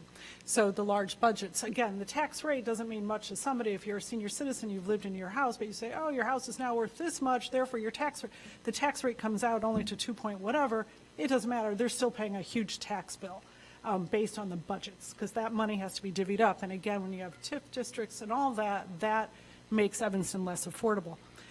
Also, what makes it unaffordable is big debt. Do you know what our total taxable property value is? Because I know when you figure out, when you're going to figure out per capita, what would be allowable were we that home rule, it's going to be based on that number. Do you know what? I don't. So that should be our total EAV, which for the city, which in 2022 was, I think, $3.7 billion. $3.75 billion. And for the 2022 levy year, which would have been the 23 budget, I think. Because I know right now, our debt is exceeding, if you take our GO bonds, plus our public safety pension debt, plus our IEPA debt, we're moving in with what staff's requested now up to 35 million, plus more IEP loans, we're going to be getting close to $500 million in debt. And that also per capita, that adds to what we end up spending money on instead of things like pickleball courts. And so, I think that's really important to mention also. Showing residents a low tax rate and say, look, it's really low, that doesn't really mean anything in terms of the cost to live in Evanston. I just want to say that. I also know, in terms of the dollar bill, which is frequently, that's not what you're showing. I really appreciate your presentation, by the way. Thank you. But I know also the dollar bill, we, in fact, as a city, we occupy a much larger portion of the dollar bill than most surrounding suburbs. With the library, almost 20%, I think, 17 plus 3%. And that is considered. So yeah, table 1.1 would actually show that final column there is the, library plus municipality plus park district for all those communities. So Evanston is about 19% when you add the library in between library and municipality. So there are a few that are above that, above 20%, but there are a couple that are below us. So we're right in the middle for that dollar bill with these 8 communities, us included. And I think we'll not to add more work for you, but one interesting statistic might be, what is the percentage of the pension payments versus other communities? Because we have funding going forward, so I'm not sure other communities are as committed to funding their pension as we are. Thank you. And Councilmember Kelly, you mentioned that too, and I know David Livens has also brought that up. And so that's something we have started researching, overall obligations on debt, pension obligations, things like that. They're not in a presentable format that we want. We didn't want to just rush to get numbers out. We want to make sure that we're right, especially when we're looking at our peer communities. We don't want to misrepresent their numbers, right? I think we have a good grasp on our numbers here, but I don't want us to, put out something about these other communities that is drastically wrong. So thank you. That's a lot of what we're trying to make sure Yeah, is and I would correct. ask that when we do make reference to our debt, that we don't just simply isolate just our, the GO bond, but, all of the debt. I usually reference frequently Skokie's budget. They include, pension debt and everything else. So that, and then determine what our per capita, and it would be nice to have our per capita debt based on the total debt. So. Yeah, definitely something we wanted to look at. So one we had also kind of looked at was pension almost for last month was the pension obligations, but we only had people's 22 numbers, right? We know 22 was a bad year, and so everybody's pension funding was down across the board. So we thought it would be better to wait a month or wait 2 months for everyone to get their 23 numbers to show that 23 bounced back and were people's, closer to reality to that point. So. Well, thank you. I think this is a great start, and it's really good This numbers. is great work. There's a lot of conclusions that, this will lead us to sort of more questions. But Right.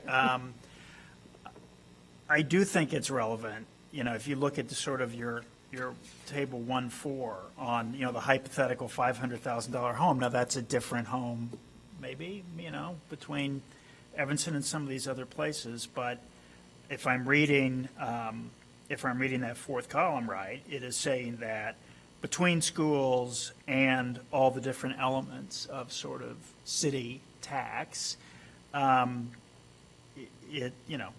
are in the lower end of that. And to your point, people might be in their house and it's gone up in value and it's more dollars for them out the door. But you look at the overall property tax burden relative to the value of your house.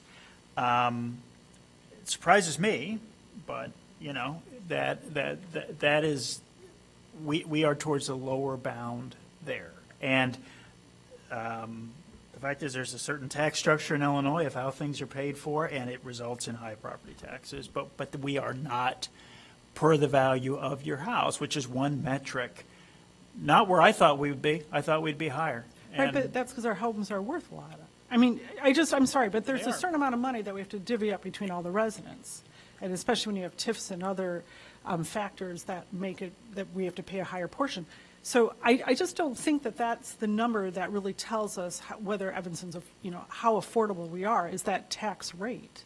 It simply isn't. I mean, I think it's a point. if It's our a valid properties point. double next year, we'd say, wow, Evanston's really cheap because all of a sudden our properties just Not went sure up. it's cheap. I'm Our just saying property- it's not, yeah. it's the amount of money that we have to Our- pay to meet really big budgets. We have 3 taxing bodies that have very, very exceedingly large budgets.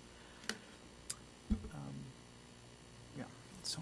Okay, well, thank you. We got our policy passed today. We got a lot done. Thank you to staff, and I think we're adjourned. Thank you.